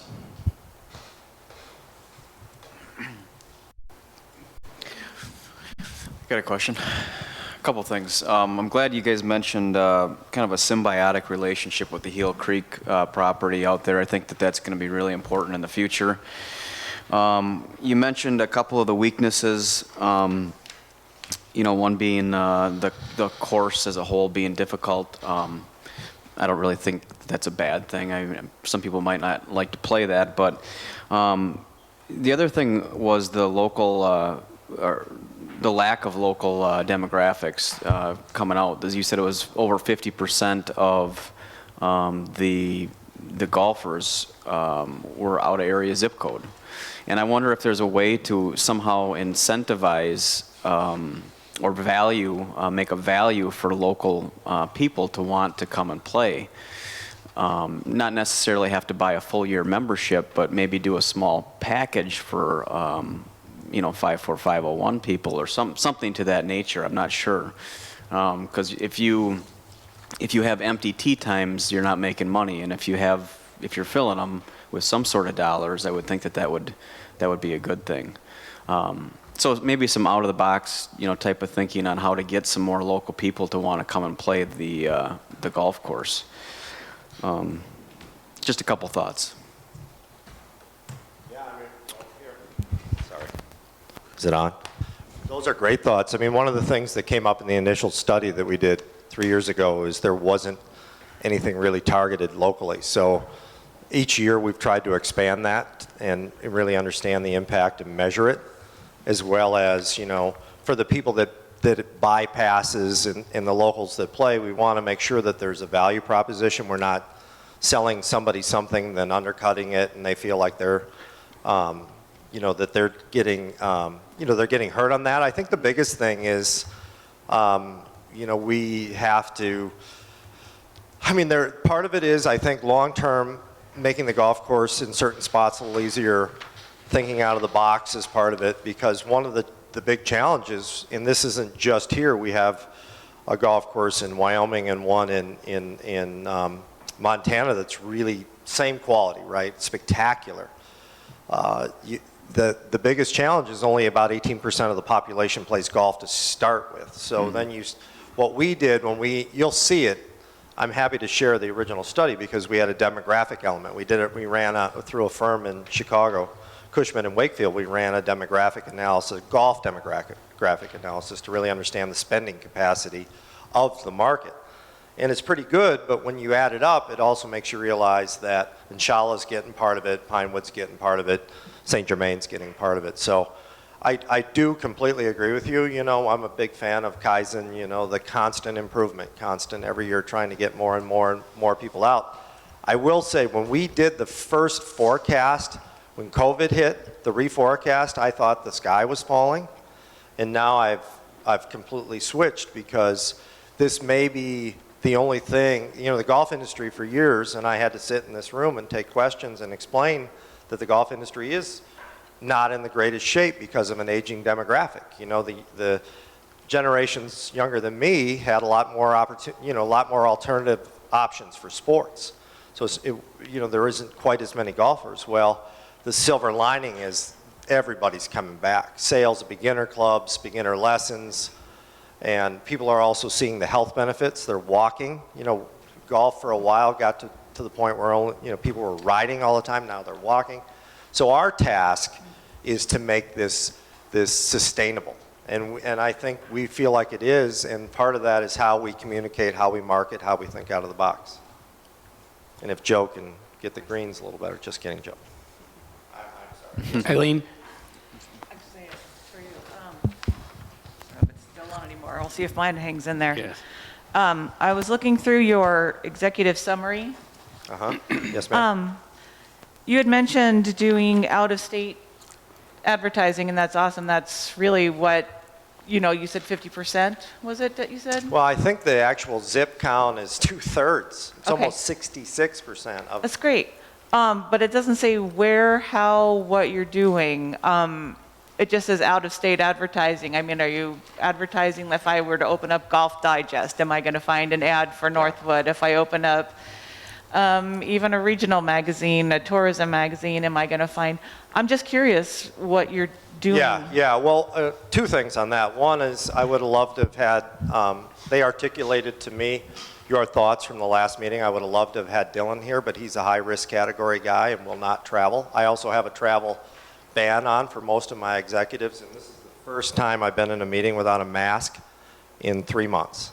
So I am feeling really weird about it. I won't argue with you. I wear a mask everywhere I go. It's like going to a nudist colony right now for me. This feels pretty free.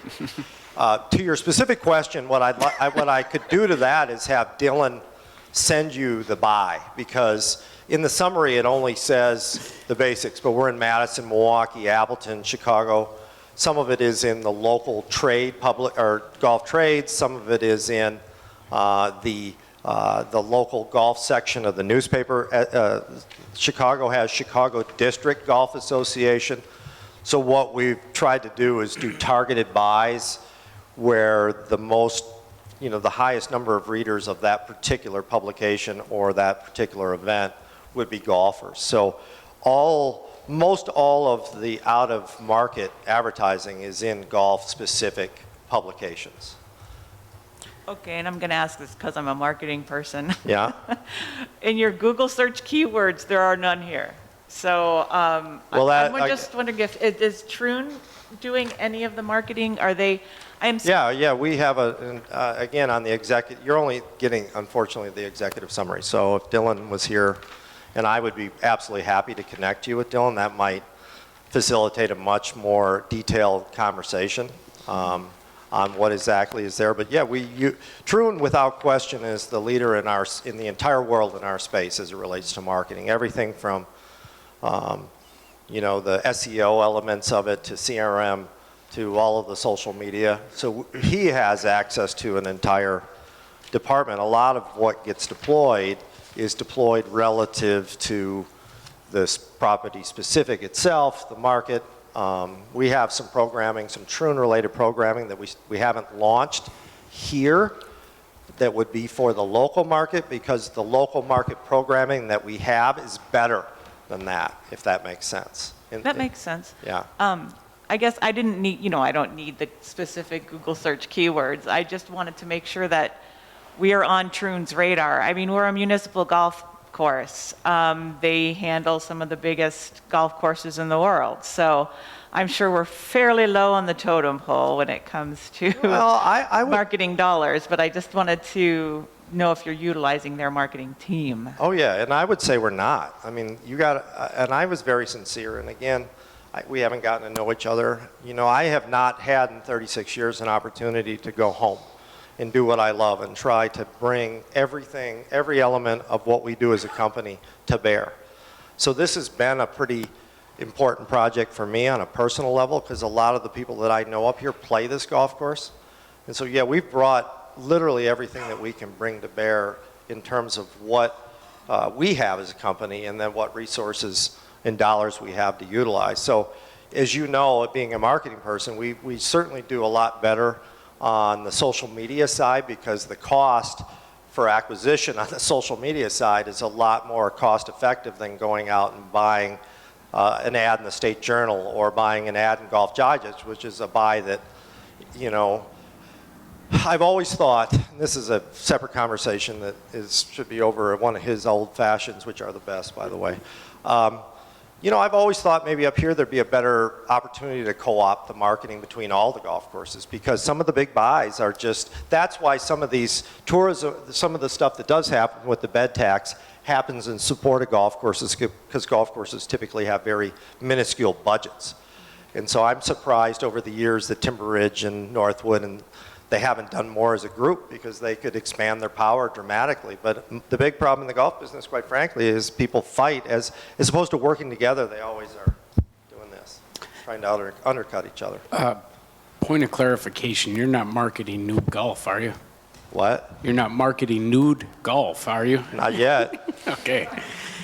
Second, Does that require some kind of an amendment to the city? Second part of that is, given projections, just even as your own feeling being here in the past, given the 3-year, change of some direction, even given the handicaps of needing new HVAC, needing new upgrades to the kitchen, to the utensils, when you look at the future, even with the possibilities of partnering as a Four Seasons facility, do you have other courses like that, and what is your feel on that? On how things are partnering as a Four Seasons? Yeah. Yeah. I mean, a lot of the Colorado, Wyoming, Montana courses partner with either a lot. And have you managed those? Yep. I guess is my Pronghorn question. Okay. is a great example. You're always looking for ways to make it a four-season business. I mean, always. Historically up here, as you guys know, most of the golf courses, they slap up their snowmobile fences and shut the doors, and that's the end of it. And a lot of that has to do with where they're located or what they have. I mean, with the Heel Creek property adjacent and some of the other things, there's probably some opportunity to use the indoor space, to use the driving range for more sledding, to use, the cross-country trails already go through there. So a lot of that, to me, is, in what I've experienced, is just, working with the entire community. I mean, this is going to sound strange, Mayor, but some of the best conversations I have are with Val about stuff like that, because of all the people I know in Rhinelander, Val's as much a four-season sportsman as anybody. So I've often tried to pick her brain about what is available and going on up here in the winter so that we have a better understanding of it. And the former administrator, I mean, we had some stops and starts and we changed directions. But we did participate quite actively in some of the Heel Creek discussions as a way to try to help out in whatever way we could in terms of access or whatever. Just, it went and then it stopped. So, if that makes any sense. Yep. Tom? I was reading through some of this stuff, and a couple of things that caught my eye that are kind of this resort packaging marketing flyers in X number of local resorts within a 50-mile radius, and the results is a question mark. Well, it's not really. Well, part of the problem is when again, I'm a resort kid, so one of the things that I wanted to do right out of the gate with our marketing team was let's go at everybody and help them. We'll partner with them. We'll give a free beer or a free, something that will help them not only attract but give their patrons another amenity. The challenge is we've been very aggressive and open and willing to do anything, and somewhat similar to Rhinelander beer, we've gotten, the response has been muted. Now, I think people were already coming out of some of the resorts, but what we tried to do was attach a specific offer so that they could track it too, so that we could say, hey, if you want to, as you start to market for next year, we're happy to be on we'll put you on our website, you can be on yours, we can share social media. Because as you know, up here, if for that 2/3 that come up, they're either staying at their own cabin or they're staying at a resort or a campground, right? So how do we get to them before, when they're here too? Because they're awfully hard to reach on that end, even though we spend those dollars. And we do have some success with that, especially in the fall. It's tough, the resort people, I think, I don't know how my parents would have reacted. They work 7 days a week, 18 hours a day, so maybe the golf isn't always top of mind. Right, but so we don't know how many flyers and number of resorts? We got about 10 of them redeemed last year only. That's it. Now with COVID this year, a lot of those resorts aren't open, so we thought it'd be a lot better than what we got back from it. Is it possible to ask your marketing person to get us an itemized list of the marketing plan? Like exactly where everything has gone and how it was spent and the actual numbers? I think that would help us visualize better, because I can't visualize with X's and question marks. The other thing is you're talking about simplifying some of the holes, because you said the golf course is maybe too difficult for some people. Would that cost more money and put us back in the red? Well, to me, Joe, go ahead. Hey, as most of you know, I'm Joe Anderson. I've been out there for 25 years. To answer your question, one of the biggest reasons that the golf course is difficult, excuse me, is because it's so heavily wooded. So to remove or to open up those areas actually would probably about be a break even, because that's timber. So, I mean, there is some value in that. The biggest thing to remember, and I think one of the aldermen said, difficulty isn't always a bad thing. There are those who come here because it's difficult. And that's a balance that we have to try to keep, to make it a little bit easier so people don't lose quite so many golf balls. Might not be a bad thing, and encourage some people to come out. But the other fact is, once you log it, it's done. So I think we'd want to be really careful. But no, as far as to have it put us back in debt, I don't think it would. Well, and the other part of that, again, in attempting to work with your prior administrator, you know, one of our recommendations in the report that we gave is to come up with a long-term plan. And so we've got long-term capital. We've tried to figure out on our end what would, you know, when do you have to replace a mower, when do you have what, the HVAC. The other thing is, I wouldn't touch the golf course till we had a long-term strategic plan, you know, because like Joe said, once you do it, it's done as well, right? So, yeah. One more question. Eileen. Last question, I promise. Well, can write that down? Write that for the record. Sorry. I'm just joking. You had mentioned that you did a survey when Keith first called you, when you were going through the planning process. You did a patron survey. Do you still have the results of that survey? Yeah. I would love to see, A, what the questions were, what the concerns that were raised were, and how they've been addressed in the last 3 years. Okay. Yeah, I mean, I'm happy to give you so it's two things. One is you can absolutely see the survey. It's public record. You actually own it. But I can send another copy. Okay. I mean, we're 3 years down the road. I didn't mean it that way. What I meant was, I don't know where it is in the city records. I still have it. But if you would also like us to put together a brief for work product, that we work for you. So, you know, absolutely. If you guys have something that you'd like to see, we'll always do our best to satisfy your questions. I mean, the big thing that came up in that survey was just unhappiness. You know, I mean, I think the whole reason we were even asked to come in is it was there was an unhealthy relationship at the time, and the patrons were seeing that. They were getting not the benefits, but the detriments of things that weren't going well. So there was a lot of complaints about things like the restaurant being closed, the beverage cart never being run, nobody ever saying hello, no thank yous, special treatments, you know, yada, yada. You can see it, and we'll happily give you a summary of what we've done since. Great, thank you. Ryan. Do you have any like food specials, like a wing night or anything out there? Because, you know, a screaming deal on food brings people, and they buy sodas and beers and, you know, stuff like that. So I'm just kind of curious if you have anything like that, or if the restaurant has thought about that.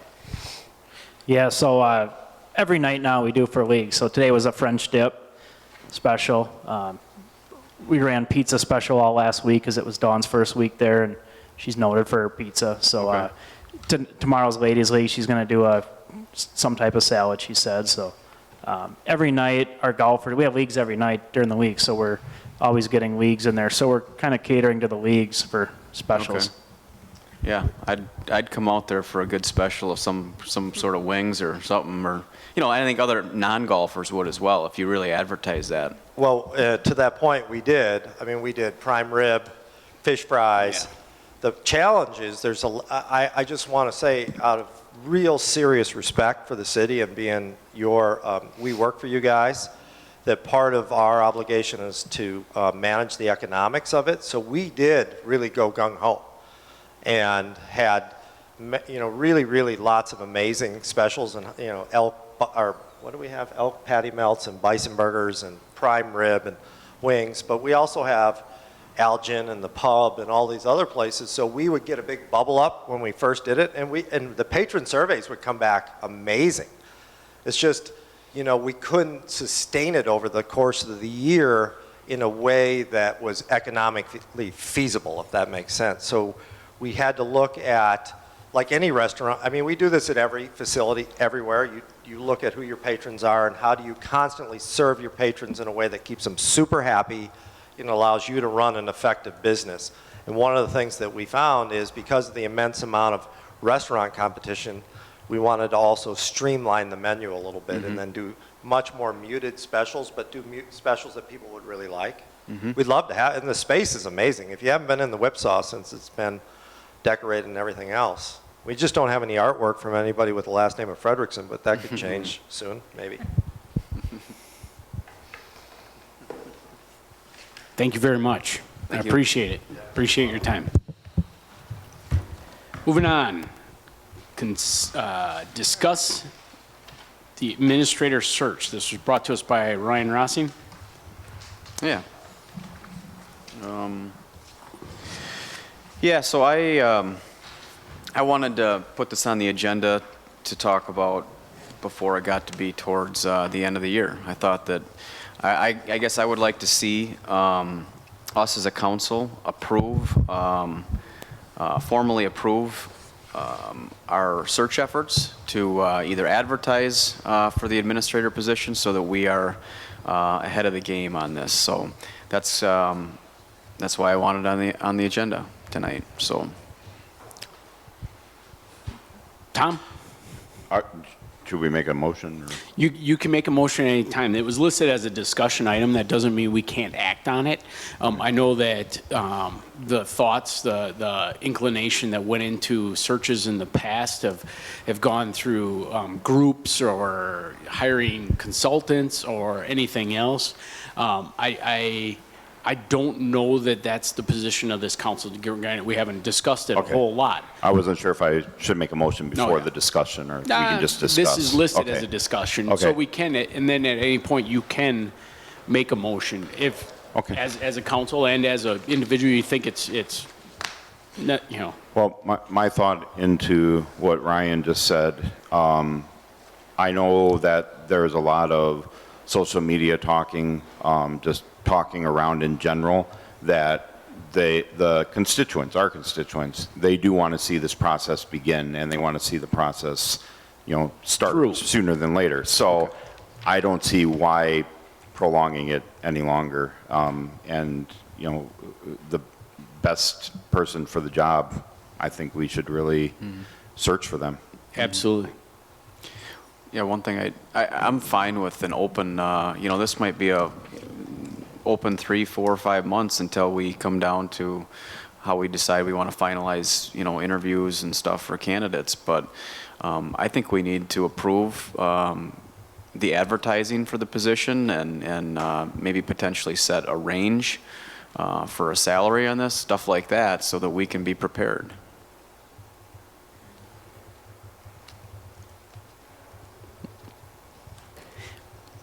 Any other?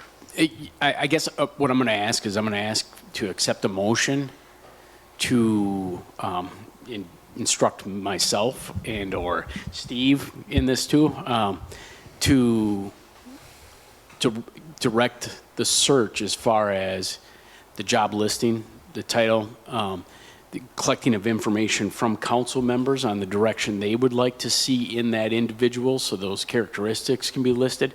These were some of the things I know that we had been done prior to the last search that at least made sense going forward, so we know how to list a position. Do they need to be strong in HR, or are we going to fill HR? You know, do they need to, you know, economic development, or are we going to, you know, fill that some other way? So we understand part of the reason that even it took a step out, as far as I'm concerned, or not putting it on an agenda almost immediately or right away, was for us to get that directional of the city when we did the listening sessions, when we did the work sessions, so everybody understood the needs of what was going on, and therefore could direct the next person that would be in charge of making sure it happens.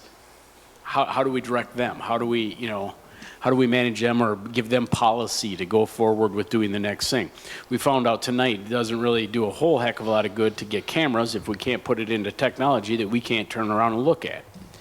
That almost is the same thing with the position and filling it too, is until we know the direction of what we're doing, just taking off in a direction somewhat is hesitant. And I'm not saying that that's not correct to start putting that process together. That being the case, it still is, it's a group that talks as a group that has one goal. So how do we get to that in discussions first? So Well, Tom? I think we know what we don't want in an administrator, but I would make a motion to authorize the mayor, city attorney, and the mayor's sidekick, Zach, to get the That's ball. going to be a motion? Yeah, you put that in the minutes. To get the ball rolling and let's get this started as far as coming up with discussions. Maybe we could have an ad hoc, but anyways, I'll just make a motion to get the ball rolling with the mayor, Zach, and the city attorney. I'll second that. Larson. There's a motion and a second to roll the ball down the street. But I do understand what he's saying, to start the wheels in motion for that. Yeah, that. So, discussion. Would an ad hoc committee be advisable? Very well could be, yes. Okay. Gerald? To start us off, could you get us all copies of what was advertised last time? So we have some idea, at least of a starting point, to decide what we do and don't want. Yeah. Well, David was first. Mary, write that down because that'll be for Val. Eileen had her hand up next. Oh, but Bill asked the same question I was going to ask, so. Okay. Okay, sorry. It's okay. I would specifically request that this not be an ad hoc committee that that excludes or doesn't involve all of us. So I think that one of the substantial problems with the beginning of the search last time was that it had to go through a specific committee that did not involve the entire council. Thank you for that. Good Absolutely. point. Good point. Brian? Yeah, just talk about what Gerald said. Last time we had GovHR. We paid them $25,000. And I don't know if we necessarily need to start out that way with hiring a consulting firm to do that. But if we do it early enough, I think that we can figure out what we want in the job description, the salary range, and put it out there to all the places around the state or the Midwest where somebody might be interested in coming here full-time, so we get a list of candidates. Yeah, what's 25,000? Tom? Can I make a friendly amendment to Alderperson Kelly's You can. motion? You are an older person. I would like to make a friendly amendment to say that the mayor, Zach, and the city attorney gets information from all the alderpersons on what they want to see in their city administrator, and to come up with a description of the job that we are looking for based on those communications with the other alderpersons. I'm going to add a little something here when you talk about COVID and golf changing because of COVID. Okay, sorry. Correct. Thank you. That was Tom Kelly with the second on the amendment. One of the things that happened is, one, we became very marketable as a place because people can work from home and they can still enjoy their outdoor activities and the things that are the Northwoods. That being the case, even some of our positions in streets or wastewater or whatever are getting applicants from outside the area, from other cities, from other places that want to move home. That being the case, there's two conceptual ideas when searching for a job position like the administrator. Is somebody who's specifically meant to function to get X amount done, broad range, someone who is more hometown, and therefore we might be able to limit what that capacity is based on the qualifications of the people here. If we have a circle X and then a circle Y, and we know what we're okay with doing with that. Because then you can have other parts of staff work on some other parts of what we're doing. Even when we look at the HR right now, and some of the description that goes out on it, is does it fit that, or are we already filling a position that then reduces our possibility somewhere else? So those types of ideas are policy ideas that the council needs to take in consideration when looking for that. Is it, you know, I reached out to Zach right away only because during COVID it was federal resources and grants and missing those opportunities. He was going to be on ball with that, so I brought him on as a consultant because I just knew that the direction was going to carry us through a pinpoint part of time. Do we have that as a concept with housing, with whatever, after we did our listening sessions? Or do we have a concept of we need the total package, or are we going to pay more? Because that was one of the options up front in that search, was we limited our scope based on that. What is it that our council really wants in that net that they're going to throw? A wide net, highly talented in one area that's going to hit a home run versus not, or you know what it is we want to look at.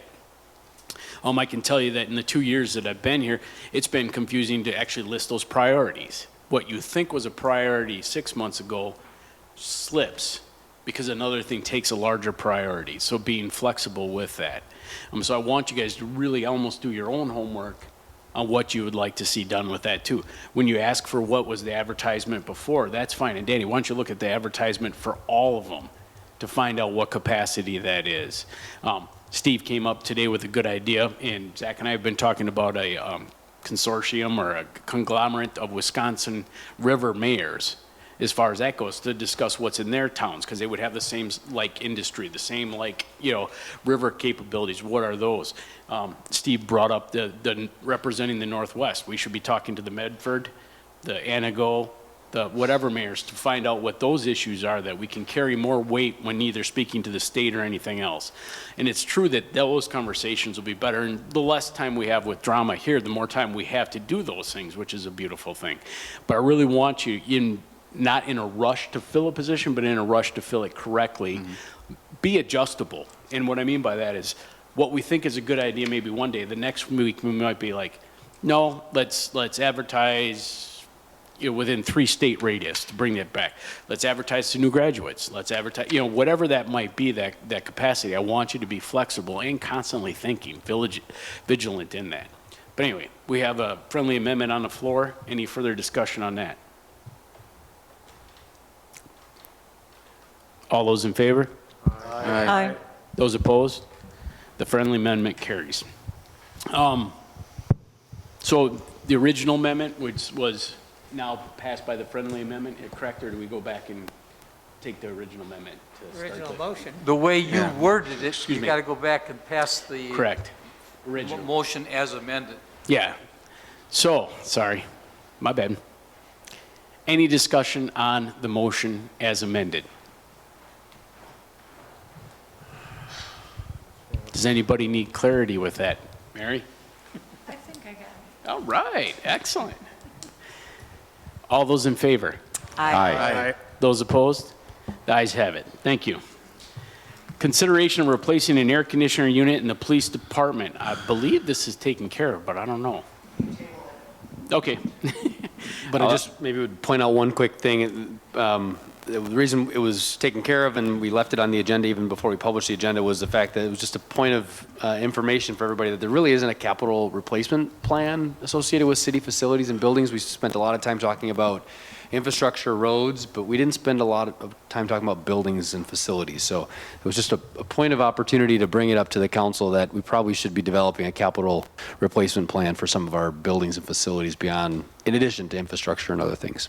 I promise you, every time there's a problem and they come and look around, we're like, we have a blank stare. And we can't have a blank stare. Our department heads, our departments need to have an answer, and that answer can't be, well, we have to do the math on the budget. We don't know if you can fix it. So we're moving into budget time. It's a good point to bring up. We did get it fixed at this point. Great. All right.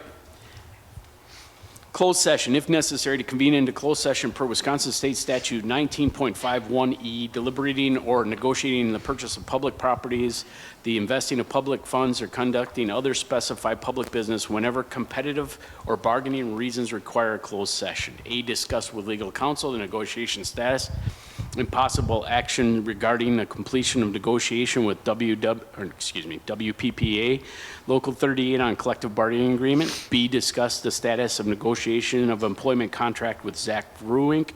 And C, we will return to open session, act on closed sessions if necessary. I will make a motion to go into closed session. Barnett, second. There's a motion and a second. Larson, sorry. Roll call. Is it roll call again on this one? Yes, thank you. I keep every time coming in, going out. McCloskey? Aye. Daniel? Aye. Rossing? Aye. Kelly? Barnett? Aye. Larson? Aye. Anderson? Aye. Holt? Aye. Ayes have it. 2-minute break, we'll be in closed session. 2 minutes.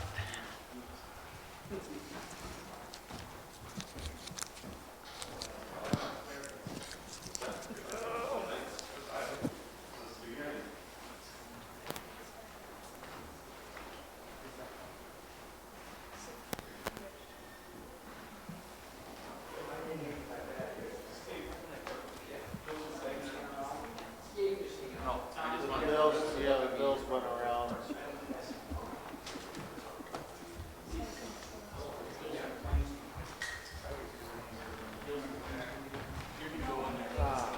Who was that? Are we going into the other room?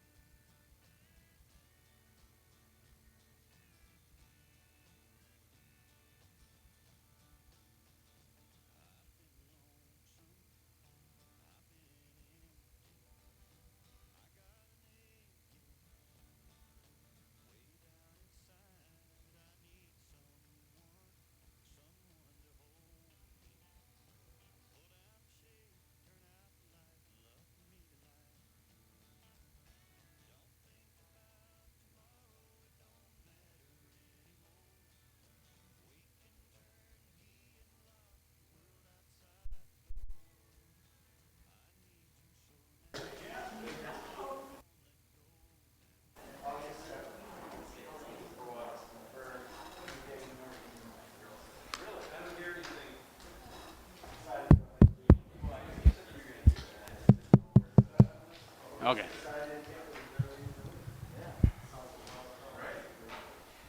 Mayor, you ready to roll? Jack. Okay. I know. We're back on? All right, we're going to return to open session. There's nothing to report from closed session, no action taken. Future agenda items. Updates on park master plans. Jeremy's left, but they are coming.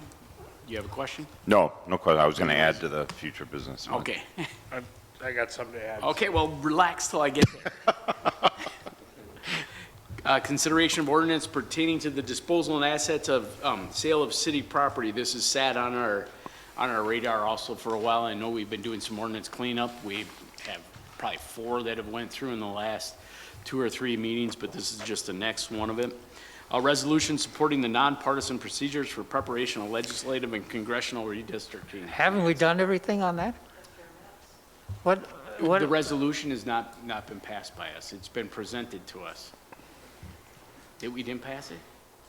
Why not? Passed it. I think we passed it. Yeah. Well, let's find out. Maybe You just. orally supported it, but you did not pass a formal resolution. If you want a formal resolution, we can write it up for next meeting. Correct. I don't believe we passed a resolution. I believe we No. got it to the poll.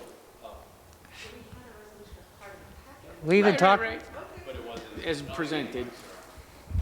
My mic is on, I think it's time. Eileen, your mic is not on. so. Well, that's why I said you haven't passed anything. So Yeah. I can bring a formal motion, a resolution to the next meeting that will handle that issue, and then you can vote up or down. Okay. And that would be the second portion also. Review of the city utility rate adjustment history in terms of rural development pertaining to the Stevens Street project. When we went into that project, we were hair thin with our space underneath it, and given even the new futures or whatever, we will look at how to adjust that utility rate. So be prepared for that. Now, Tom, you had your hand up. I would like Andrew to go first. Thank you, Tom. No, I would like to add about having somebody or something look into these, getting new microphones or getting something different, because this is ridiculous. Okay. So I'd like to have that added to the agenda, please. Excellent. Yeah, okay. Got it. I would like Andrew to stop reading my mind. Okay. Was that Gerald? I just like a clarification of how to go about getting stuff on the agenda. The minutes show that there were half a dozen things that were suggested at this point in last meeting. When I first looked at it, I didn't find any of them on tonight's agenda, and after I dug into a bit, about half were. Yeah. And so what happens to the rest? It may be half, it may be a little bit more. One, if staff's not ready to present that item, if they're looking into it, kind of like we allowed the height of fences because it came twice to the zoning board of appeals, yet at the same time it can be handled in zoning. So if we're addressing it, but not addressing it exactly in the next month, in the next agenda, in the next whatever, it might be, because otherwise we're going to bring it and say nothing to report, or we don't have anything done to completion for it, because some of it's going to take, the administrative research is going to take where you're going to have to get some feedback first, and then we're going to go forward with, okay, what's the scope of looking at it? Then, bat it back and forth between Steve and I, and even some of those are limited hours as far as when we can, talk about certain things. Okay, I understand there needs to be some Yeah. process ahead of time. The process as it sits now, or the one we've even addressed with Val again, was immediately when she sits down, we gave her 2 half days to work from home, where she can work on the agenda and work on the meeting minutes. One of it so she can pull forward the stuff that needs to be just filled in, and we get a template of these things are requested. If you guys put an extra request during the time, these are what's requested. It's vetted through Zach first on work product, then it comes to me. Typically Steve's last, because it has to do with wording and issues of that can or cannot be done based on where we are with it. Then it might come back to me where I say yes, depending on where I am with the work week, and Zach will chime in one more time and it hits there. That being the case, if it was skipped up front, it might be a clerical thing where we just didn't realize it. We addressed that, I'm gonna say, 2 meetings ago, that we absolutely need those items on there at the beginning of that process, so we don't miss them inadvertently. Does that make sense? Yeah, I guess, Because that was happening inadvertently. This last week in department meetings, because our department head has issues with it, yet we didn't have staff downstairs, so Val stayed downstairs. I addressed it to say, lock the door. Mary's on vacation Tuesday? I had an appointment. Whatever, not a big deal. I said, lock the door and come up, because we need you here for the department meeting to write down what needs to go forward. With limited staff, the product of, and where are we sitting now? I don't know how many issues are on this agenda, because we moved it to ABCs instead of numbering each and every single one of them. That's a lot of work product that comes out in 3 weeks. I can promise you that even this, and it's taking us 3 hours to get through just what it took for other people to actually do the work. So if there's stuff that does get moved back or something else, there's typically a reason for it. Now, the house cleaning, Tom saying he's gonna bring the cameras up again. Good. Why? Because if we don't address it because of other work product that gets put in that way, the shift or the movement, it probably needs to be readdressed, which we need to look at again. If I think of more stuff between now and the next meeting, what's the deadline for getting something in? I think we put that at Wednesday at one point. And actually, Wednesday? I always wanted to move these up even further so that, one, the clarity can happen, we can double check them or whatever. Because by the end of the time, it's like the panic of, this is what we got, push it out. The issues of the CUP, the conditional use permit or whatever issues, as Steve ventures through and says, that doesn't need to be on there. Well, good, but now we're like, do we really take it off? And when we really took it off, Terry came up here and said, hey, by the way, this was taken off. That's because of the way we used to do stuff. So to get to that functioning format, the earlier and the earlier we get at it, yet at the same time giving people that opportunity to put up those moment-to-moment changes or anything else, because they need to happen. The adding on or the work change order for Oneida and Lincoln. Well, we thought that was already 2 weeks before that, and then we thought it was it's appropriate and it got done. Is there feel like there's always a necessity or a rush, kind of like we got to get it right this time, but we got to hurry up and fill that position? No, they're two different things. Being careful and doing it correctly is by far more important than chronologically or some other way or form or the policy in that happens with it's not ideal, but yet it has reasoning. Does that make sense? Yeah, I guess Okay. the Wednesday thing is Yeah, mostly what okay, I'm Wednesday. looking at. That's what you were looking for, by Wednesday. Sorry. That was a lot of talking for a Wednesday. Yeah. Wednesday. Anybody else? If you get to noon on Give the longest answer sometimes, Chris. But proceed.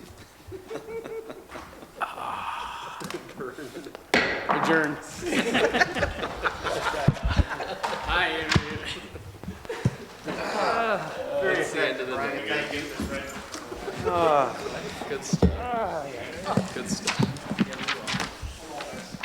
These are the 2 packets of, I told him I was leaving it in your office so people. No, we don't. We just got to get it done.